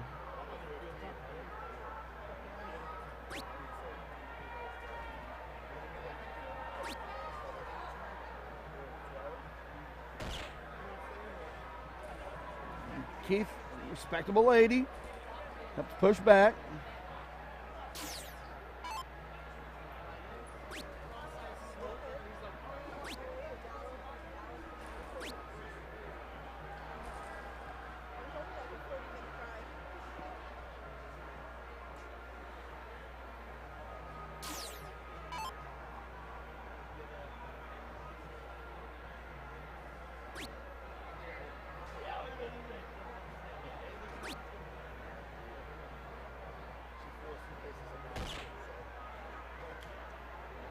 $59 on the turn for Aaron. He's in good shape. Patterson's going to want to capitalize that last round's low ton. She needs to add to it.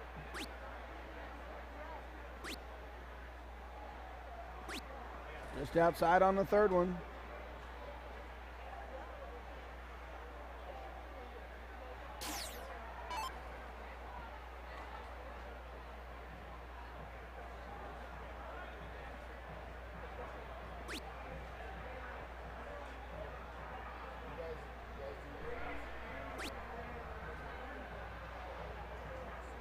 Keith's going to 150 here to help with it.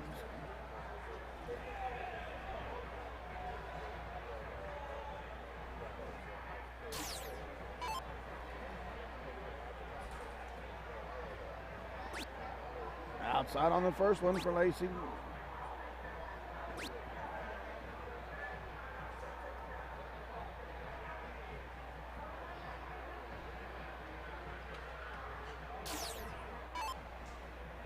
Aaron will do 122, 50-50 for 22 to take this match. Underneath on that 17. Goes back to that bull. He's 38. He's in a comfortable position next time he comes.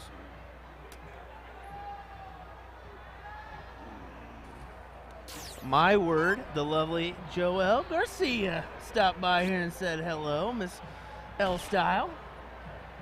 Big shout out to her. That's what we want to see. We want to see everyone come in to visit us, and those folks that are vendors and promoters of the game come by and take a look at our stuff. Well, I think this is just when you got a tournament this big. I mean, when you got thousands upon thousands of players, 128 teams in this 12 through 18 division. My Lord, and that's each division, folks. Not just 128, that's each division. we've been talking about the scope of the crowd of this tournament. It's great. It's huge. It's big. That's why we're here, to showcase what they do for their state championships. I wish Kansas had a state championship, but only probably 10 people would show up, so that's probably why they don't have it. I don't think you have enough players in Missouri and St. Louis, or Missouri and Kansas combined to equal the amount of players No. at this tournament. I mean, you really don't. You guys have a ton of players in Springfield, honestly. But some of these vendors have 1,700 players, and that's what we got in Kansas City, St. Louis, and Exactly. Springfield combined. Exactly. And where I'm from, more steel tip, of course. But, yeah, I mean, even that, maybe 70 of all your divisions, you know. Mhm. And Patterson is froze. She's just going to try to set it up.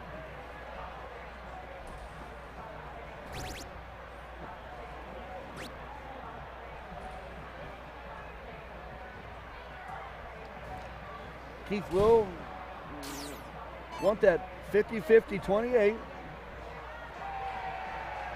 He is not frozen. So 51-60. There it 60 is. for the win. Oh, it's good. It's a good lead. He's on 55. The other team is froze. Drop that just a bit below. I would say just a bit outside, but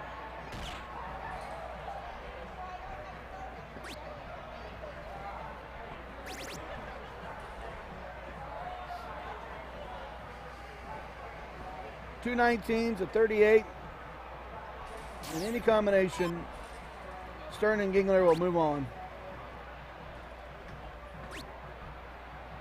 Going for the 12. Oh, and he busts it again. Tough look. Patterson is still froze on 47.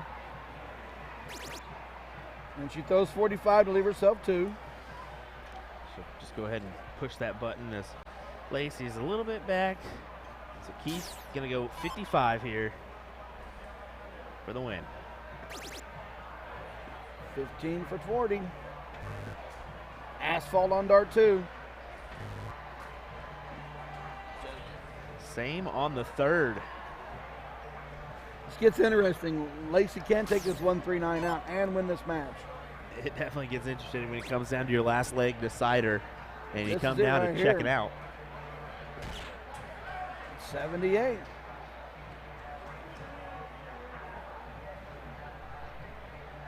Two turns in front of this. Aaron has busted 38. See if we can convert here. 31. He's going to have to clean it up. 9 to win. And he just gets it in there. He shakes his head in a sigh of relief almost as he managed to get that one.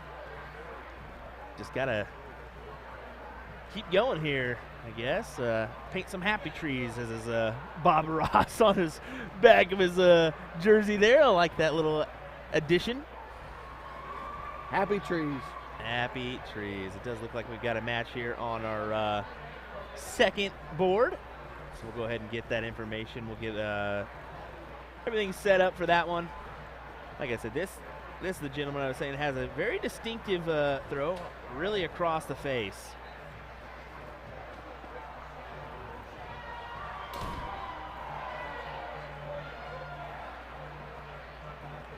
This is game number 2, so James and Pam winning that first leg.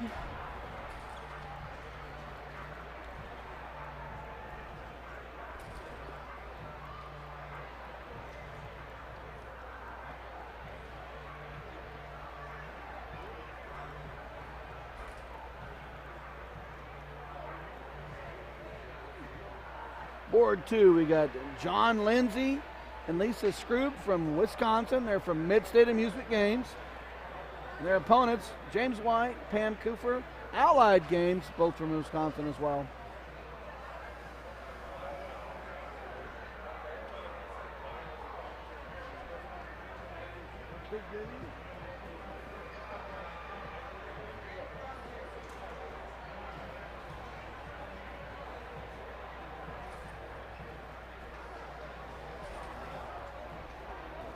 Game 2. James White and Pam want to finish it right here.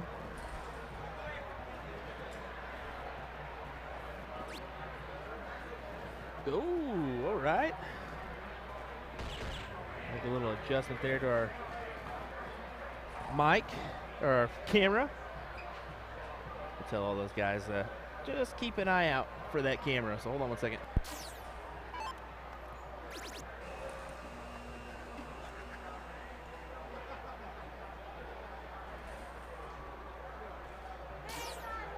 .34 for James.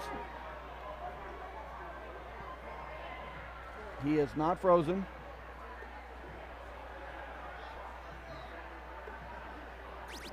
And he hits the double.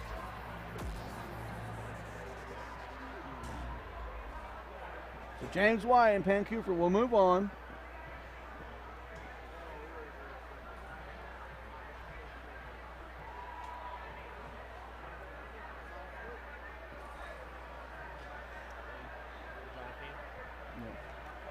Ryan Muniam with Will Stewart at USA Darts Productions.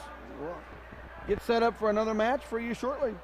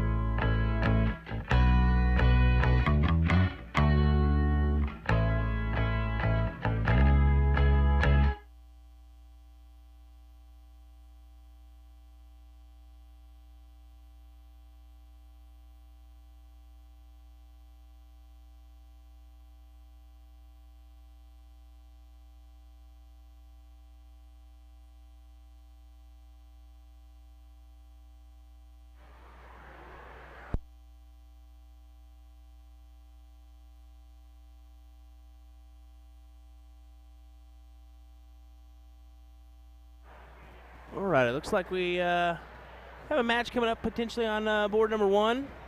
So we'll have that here in just a second. Looks like we need to take care of something in the background, so we'll take care of that real quick, and we'll be right back with some more action for you.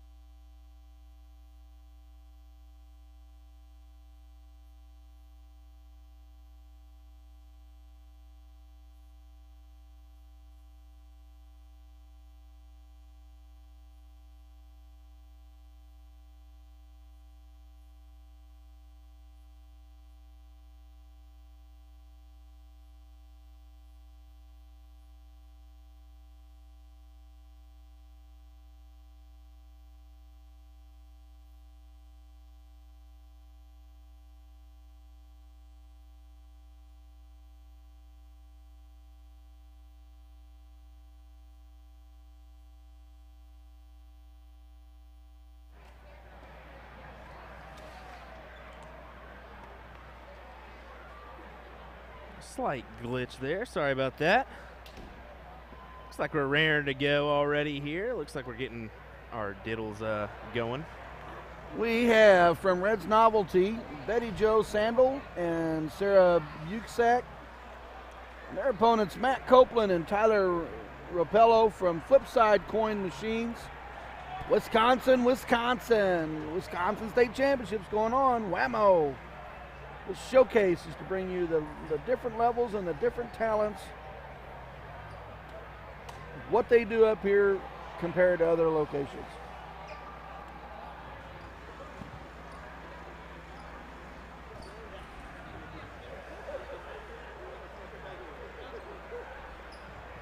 You said Copeland Rapello?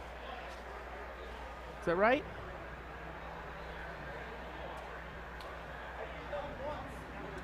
Betty Jo will start it off.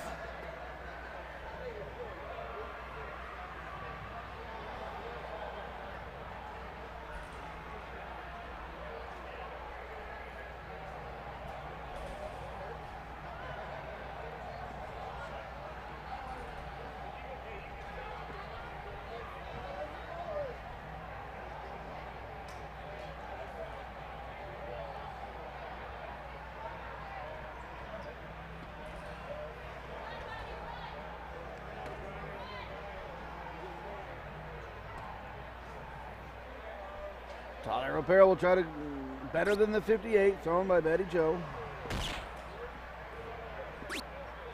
Just outside on the third one for 75.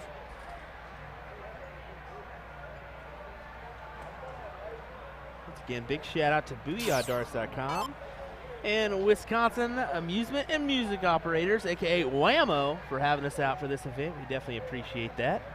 We hope you guys are enjoying our Friday coverage, our Friday morning coverage of this event. Divisions 12 through 18 currently are playing. For those that are just following along, William Stuart here alongside Mr. Ryan Mooningham.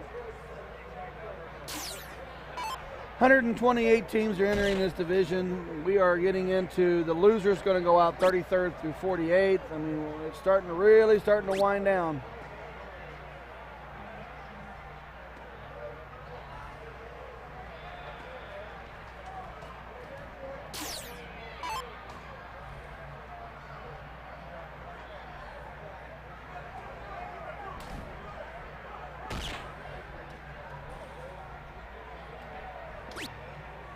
Just outside on that second one. She wants that third bull, and she gets it. Nice low ton out of Betty Jo Sandel.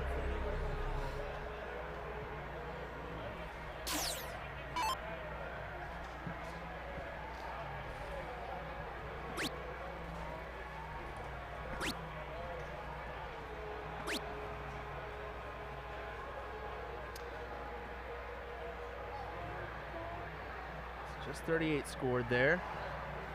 Sarah's going to want to do some damage here to give Betty Jo that nice look of that out.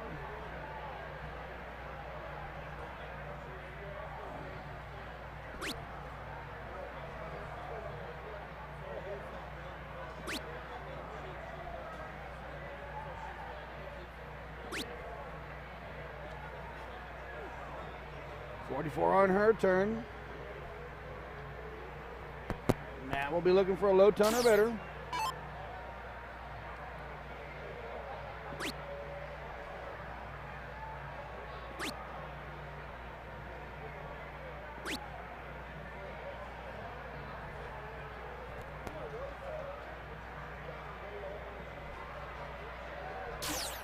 .135 on the out for Betty.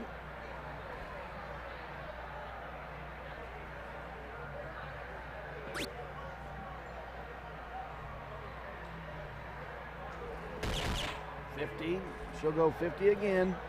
Just outside on the third, but sets herself up with a nice 62 for her next turn.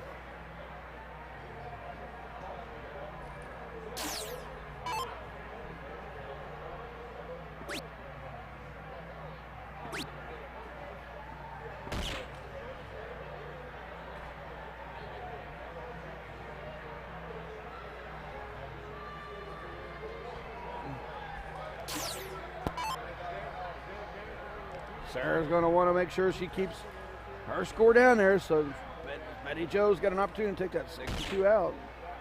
Yeah, I'm looking for a couple bulls here. Takes a deep breath there.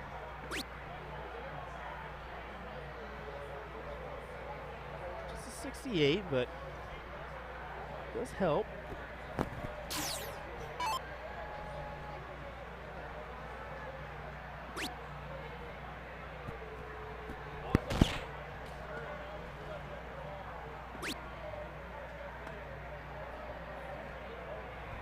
.62 for Betty Jo. She is not frozen.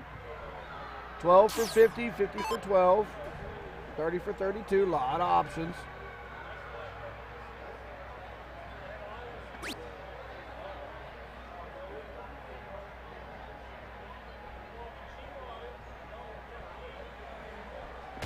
And she takes it. Nice 62 out to Betty Jo Sandel to give her and Sarah game 1. Tyler and Matt will start leg 2.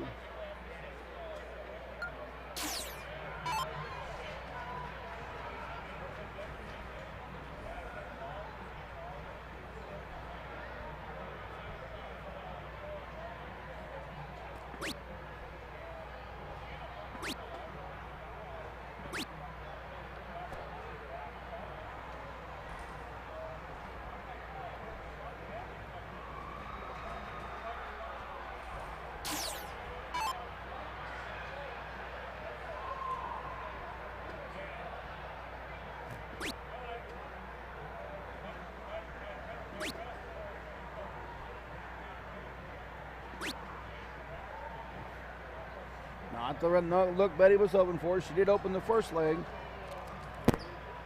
A lot stronger. They do have a 1-0 lead moving into leg number 2.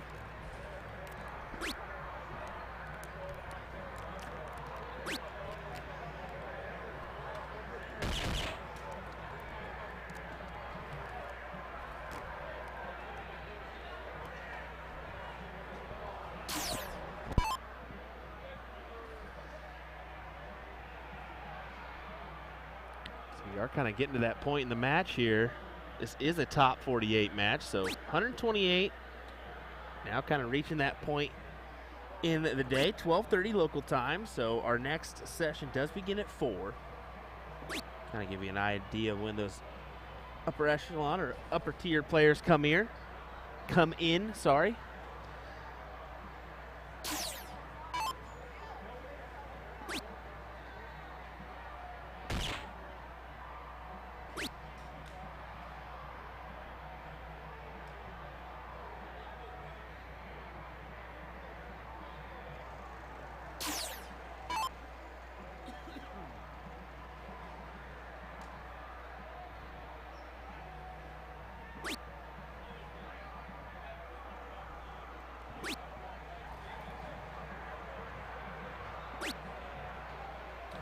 Neither team has started out the second leg as strong as they started out in the first leg.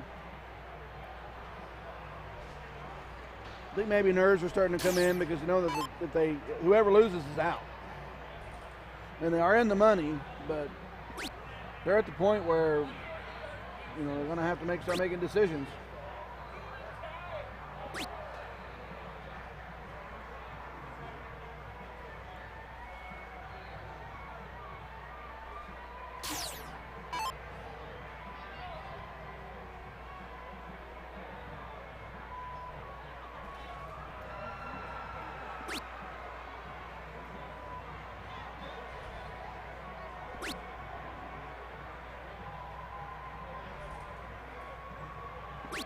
Oh, just outside on all 3 darts. She really wanted to at least get 50 points added to that score.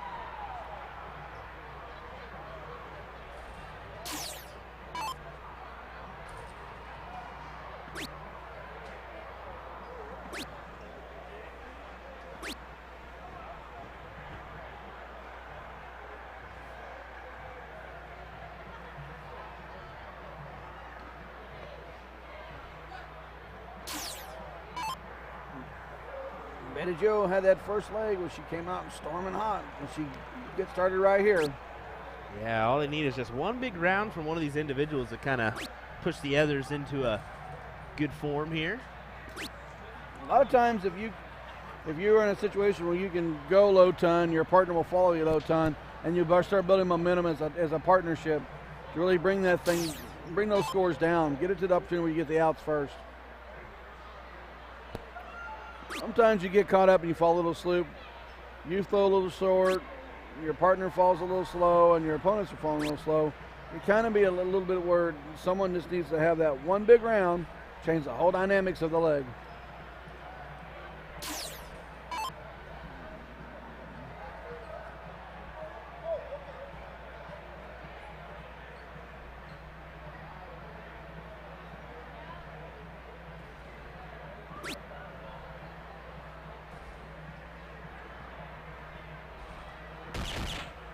50 on that second dart. Well, Sarah can throw that a third.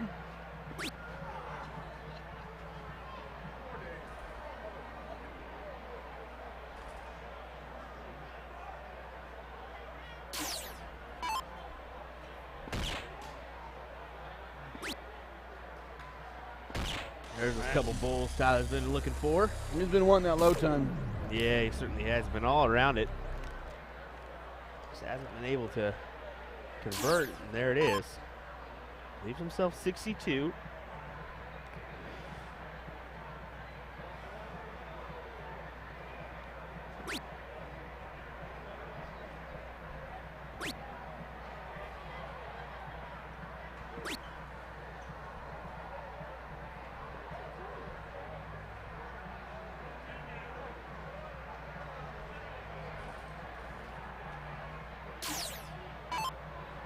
Matt's job here is to score as many as possible, get his score low, so Tyler can take a look at that 62 to take the leg.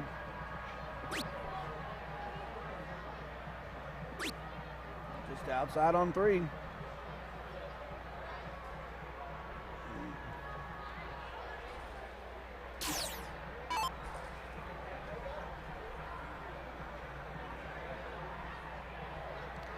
Chat a little bit about, yeah, we have tonight with our doubles on 1 continuance through our upper divisions, but tomorrow I did want to kind of mention a couple things about the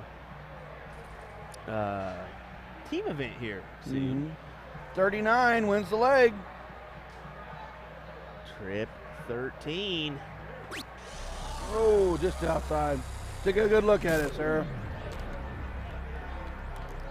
So these individuals will play tomorrow morning with a 4-man or 4-person team. Sorry, I shouldn't say 4-man. Round robin. Yeah, round robin format. So that's the thing, is there going to be a lot of people in here all day tomorrow. I don't know what the lower divisions are playing, their format per se, but I do know the D1, D2 format is going to be best of 7 legs, master out. 32 for Betty. 132 out. Can she do it right here?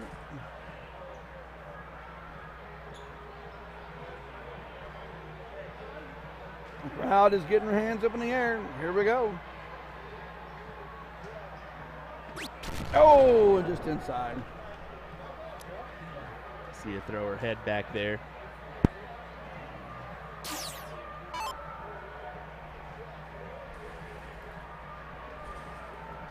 Matt will need the 139 out.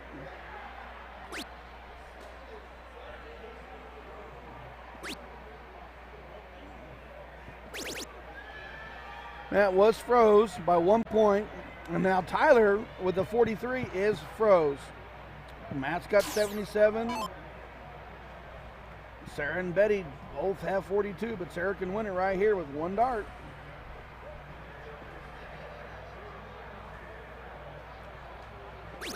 There it And they do is. it, and you hear the crowd roar. It was a slow start, but a big finish for both teams.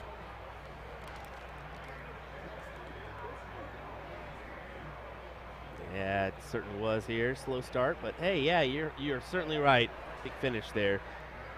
That is what counts. So we're going to continue on with our stream today of this morning's events from WAMO 2022, Wisconsin Amusement and Music Operators is what that stands for.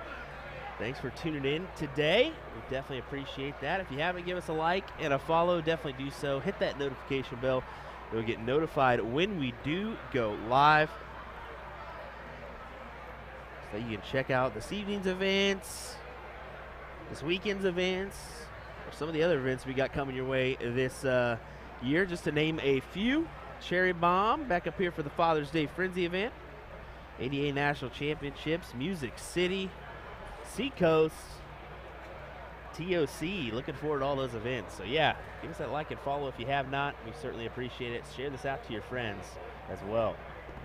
William Stewart, Ryan Mooningham. We'll be right back, folks. Thanks for joining us.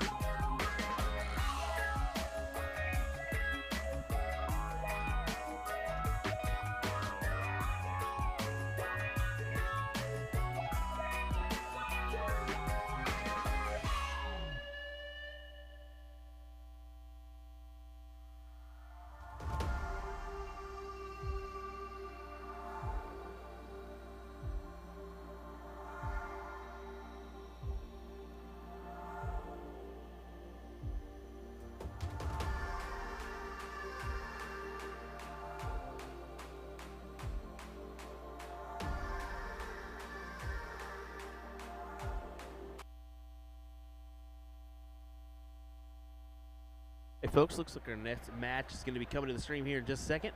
Mike Brown and Carolyn Pistow. Hope that's right. Yep, Pistow. And then Moore and Summich.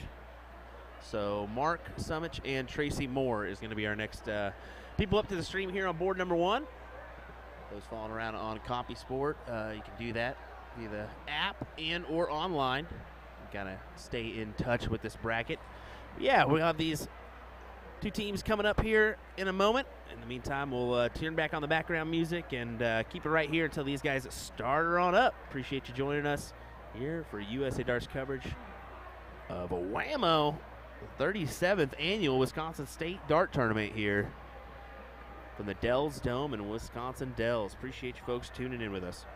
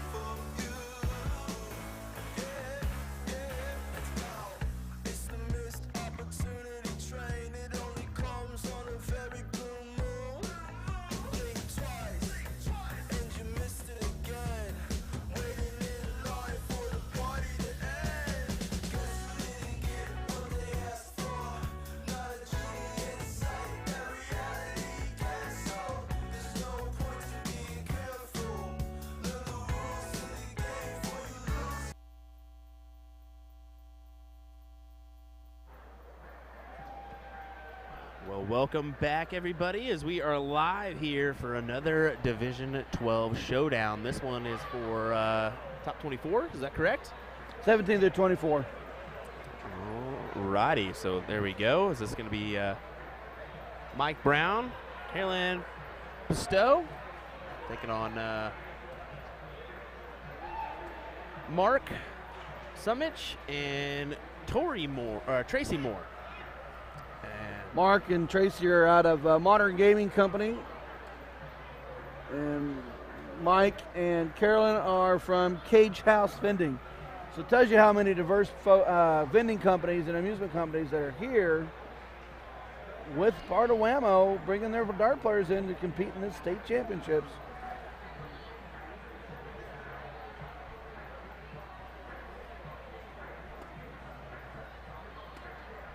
there we go. Looks like we get that board set up and underway. And here we go. Live from board number 1. Big shout out to usadartsproduction and WAMO for having us out. Get our scoreboard posted, and I'm going to go make an adjustment real quick.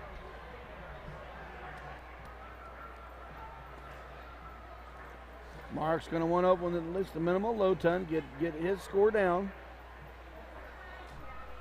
And he does that the first turn.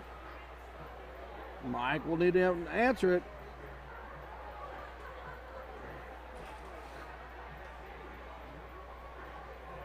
This is a best 2 out of 3. 301 freeze. The court to see who goes first in leg 1. And then Mike Brown comes right back with 107 to equal Mark's turn.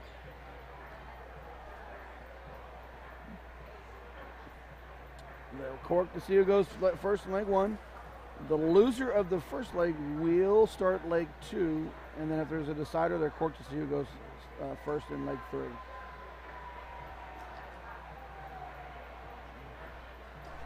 And Tracy, low ton. So we got low ton, low ton, low ton right out of the gate.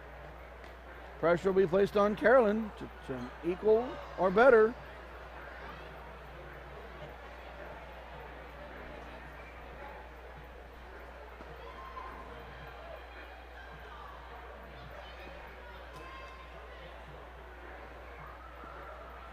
Just outside on the third one. Good shot, though. Nice turn, 76.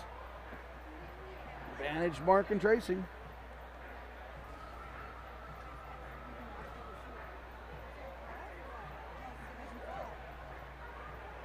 that's what you're watching us. Maybe you're around there, we don't even know it. I think so.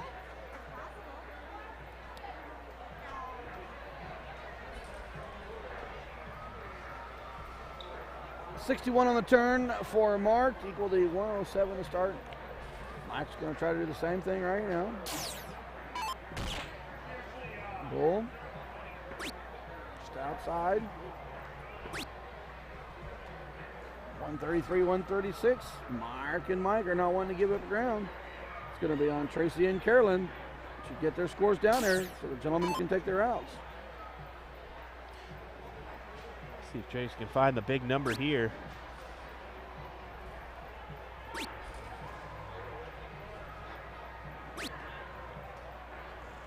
We are getting to a gritty part of this event because, you know, some of these players have had quite a few matches by now. Yeah, actually I was thinking that earlier. So this is the 1, 2, 3, 4, 5, sixth match, the seventh match for Mike Brown and his partner. 7 matches already, and they're it's just top 24. 17 through 24. That's correct. My word.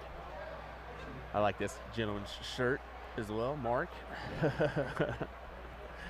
Empty tank. Just find a fat bowl. 83 left. That'll leave 72. So just looking to set up here. Yeah, pulls it down as low as he can.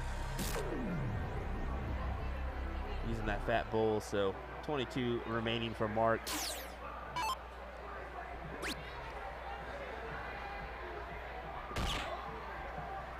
Mike is froze. He does leave 17. Carolyn will need to really get it down there. Give Mike a chance if that 17 comes around. But in the meantime, Tracy's had her opportunity to really keep that froze heavy.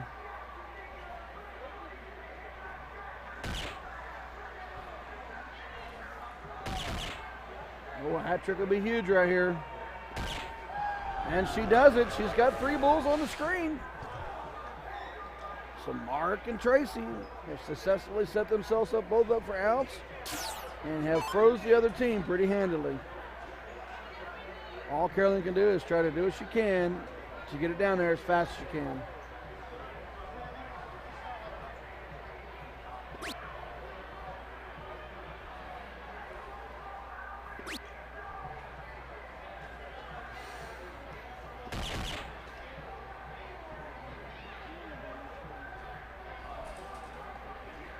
.22 for Mark. Double 11, 2 fat 11s. Several different ways to take this out on a single out.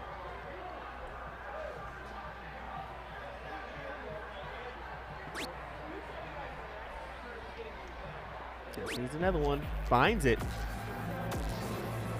Starts there for Mark. 27 PPD. It was a really good leg for Tracy and Mark. They both came storming down. 33 and 31 respectively in 301. Yeah, once again, Division 12, so. As I mentioned, the loser will go first in leg 2.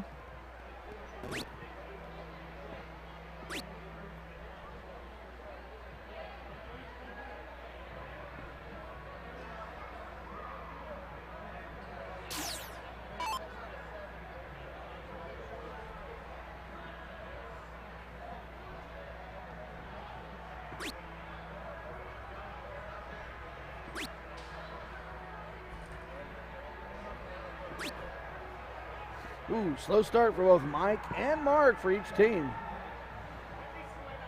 Carolyn and Tracy are going to try to do what they can.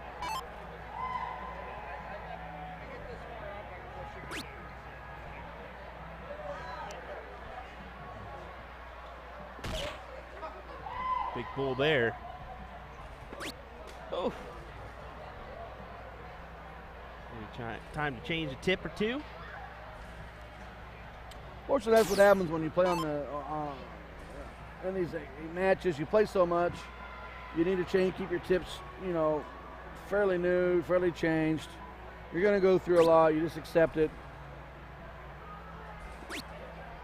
New set of tips, and it can be the difference when having a dart drooping your way and not. That is some advice that I think lower division players should take. Is, you know, change those tips. You see that you're bouncing out a few more times than you like, change them up. Yeah, they get weak, and they're weak up near the front. So when it, you know, only a little bit goes into the board, but then it droops down, and it droops down, and it will droop down, and when you don't want it to, like into the bull, where it could create a springboard effect where you hit the back of the dart and flips it out, or you're on a triple, and you're just above it, and you need another triple in there. A lot of ways.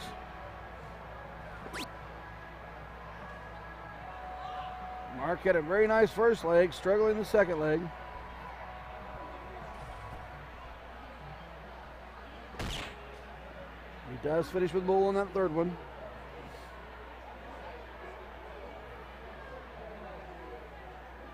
We've got a button situation. And we got a button.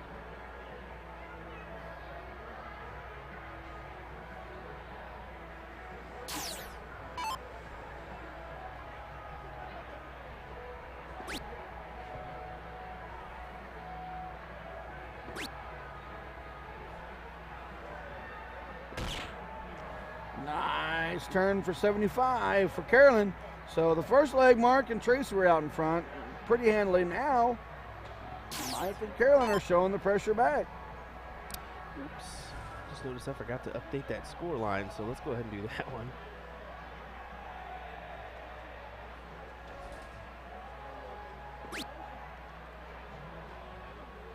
Scoreboard's great if you use it.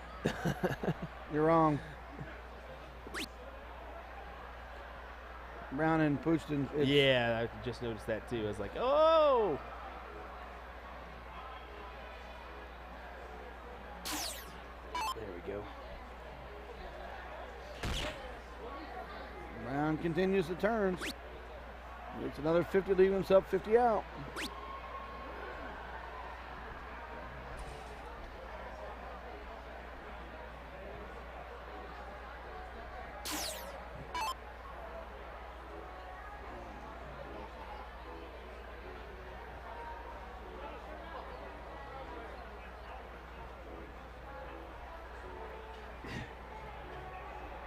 See Mark and him chatting about something there, having a little laugh or two.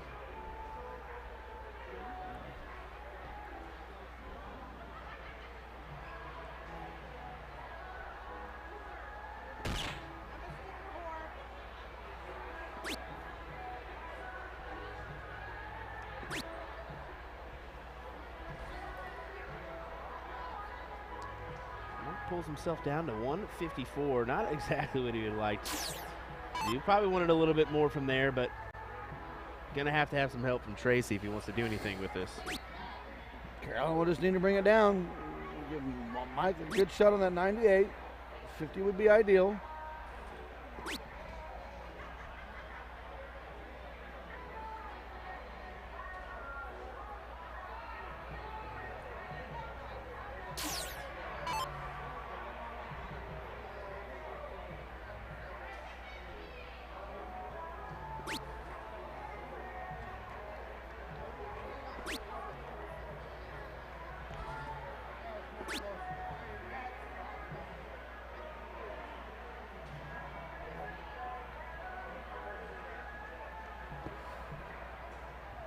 .98 for Mike, 50 for 48. Trip 16 to take the leg.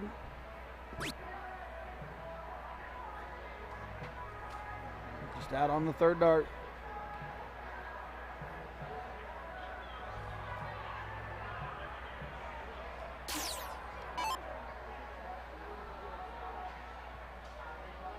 Mike chit-chatting there with Carolyn. Going over some strategy talk.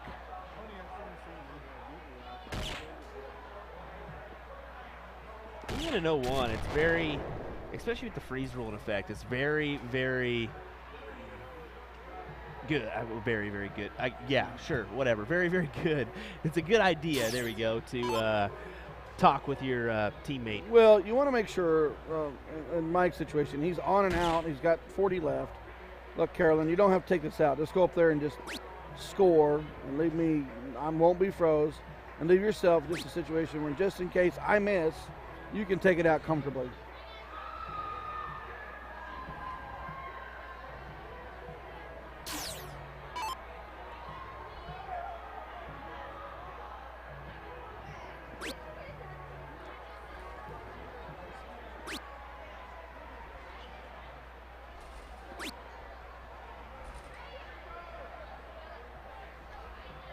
.40 for Mike. Mike and Carolyn have successfully frozen Mark and Tracy.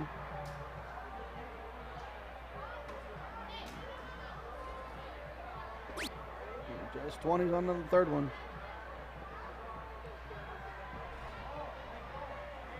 Mike and Carolyn combined for 87. Tracy's at 166, so Mark will be froze. His goal would be go up there and get it down as far as he can, just in case he gets an opportunity to take a look at an out.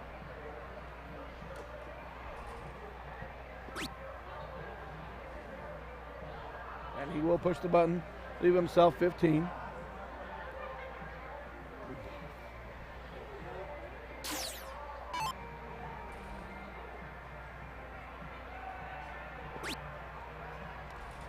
.54, trip 18. Going right at it. Look at her kind of close that one eye there.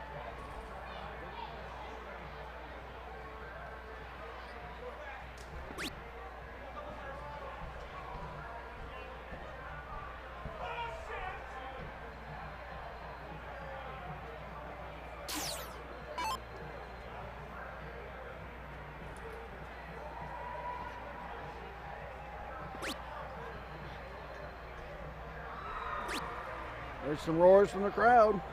Yeah, hearing some in the background. I mean, we're getting to that point in the day where starting to get to that point where we're going to have a king seat holder, and some people trying to fight to work their way back to that. 15 for Mike to finish this leg. Push it to the decider, and he hits it. We will cork see who goes first in the final leg.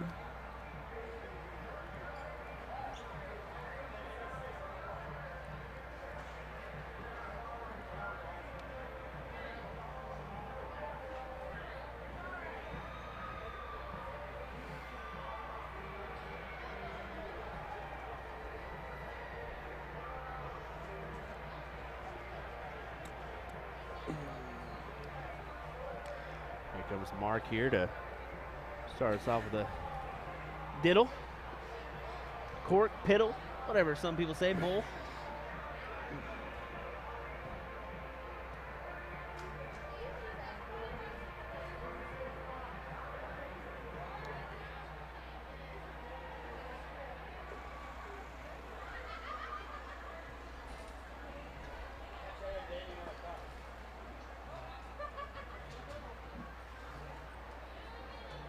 I wasn't stuck one yet.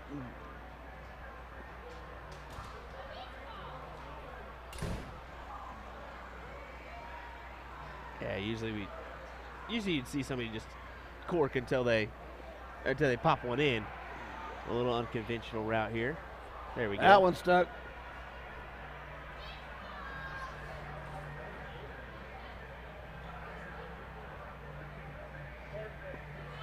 And just outside on the second one.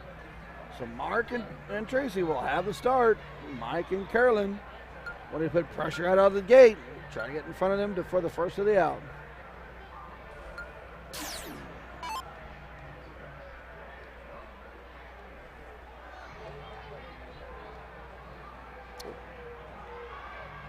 we go.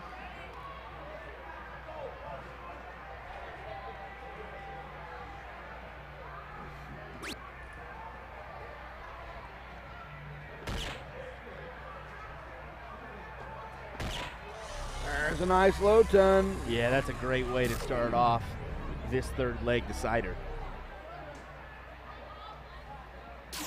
Congratulations, and fist bumps were in order.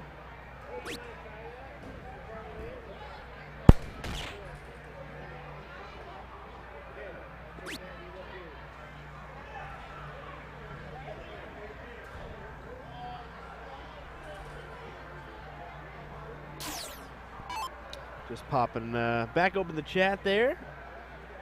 Checking in on everything. Ordell asking what division this is. This is Division 12. Doubles 01, just above our top tab there on the scoreboard. And then Andrew asking why they were alternating like this. Yeah, that was a confusing thing. I think we were both a little confused by that one. But like I said, some newer players here in these lower levels as well. So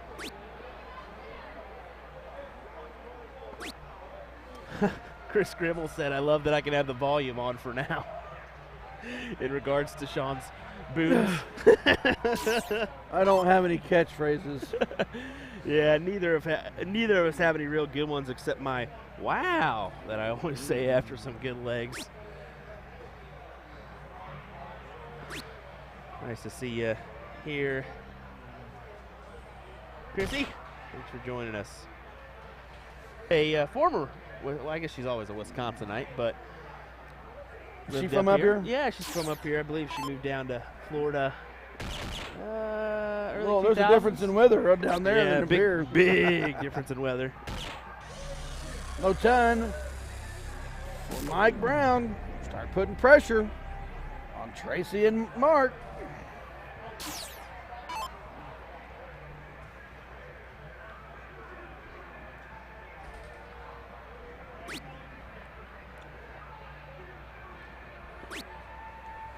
I'd be curious on how much prize money they handed out this week.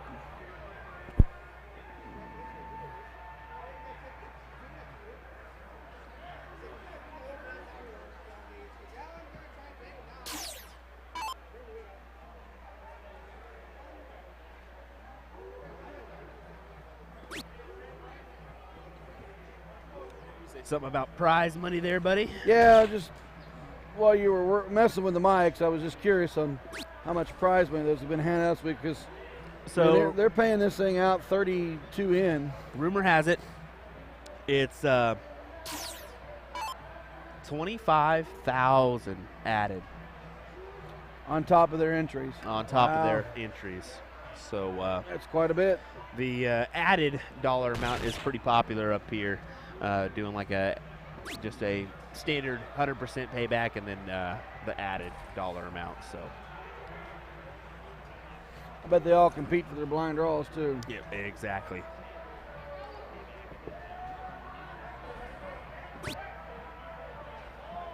Mark hits the 3 to leave himself 50.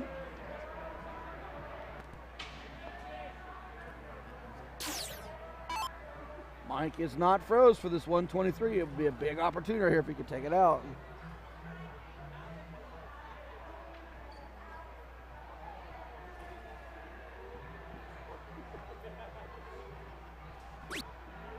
$54 for 50. Chip 18 to win it. He is not frozen. Oh, and he just busted it.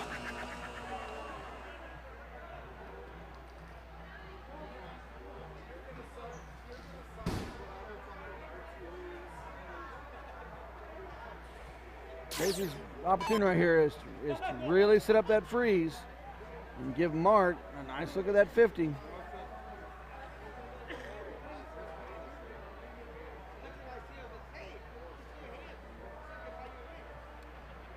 Alright, sorry about that, folks. Making a couple adjustments to that music in the background. Hopefully it's not bleeding through too much.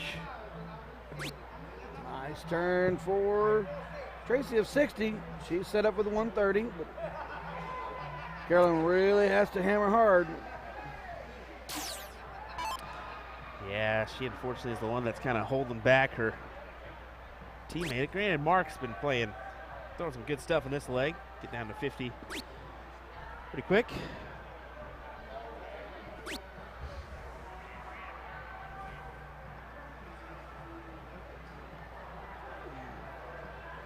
All right, just 50 out of Mark, and he will send his team on to the 13th through 16th place match.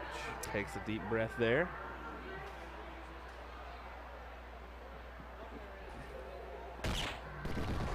And He he does gets it. it. Big hit there. So Mark and Tracy will advance on through the loser side to the top 16 match. So, folks, thanks for hanging in there with us. We definitely appreciate it. We'll continue on with our coverage here of Division 12. Just give you a little heads up about what's coming our way, or a little schedule of play. We'll do that one real quick. So Wednesday was doubles cricket. Yesterday we had singles 0-1. Today we have that doubles 0-1, so we'll have our 4 p.m. session for those upper tiers coming your way. Saturday the team event starts, so it's a round robin play there. Sunday team event finals, so I think they bring in everybody on that a morning session for that one, just because I think only 2 teams qualify from that round robin bracket. So there you go, folks. Well, we're going to take a short break here.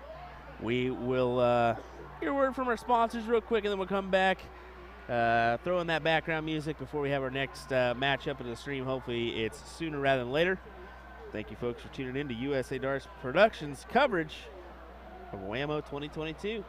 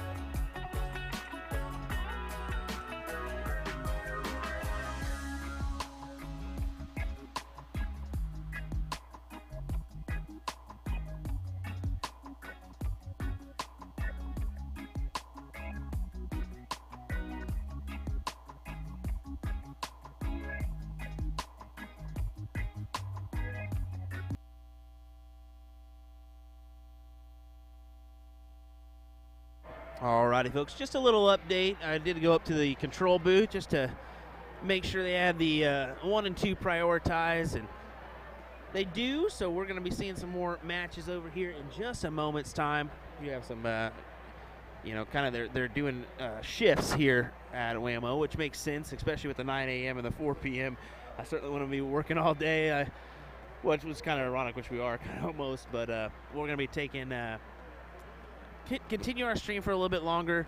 We will take an hour-long break just to kind of grab some lunch and then restart that stream later on this evening. So just to give you a little heads up. But, yeah, it looks like we'll have a match here in a moment's time on boards 1 and 2. Appreciate you hanging in there and watching our coverage of WAMO 2022. Thanks for joining us.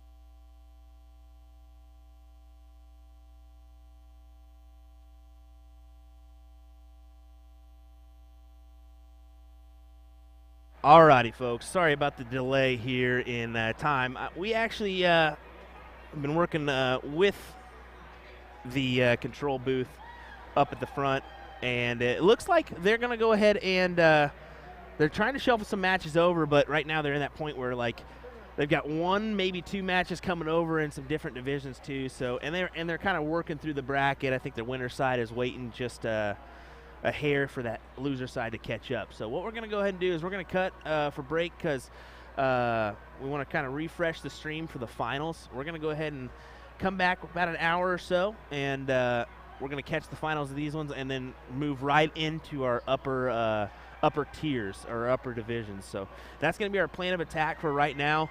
Definitely appreciate you guys viewing this morning. And like we said, we're going to be right back with some more action here in probably about an hour's time or so. So thanks for viewing in, guys. We definitely appreciate it. And we'll see you here in no time at all.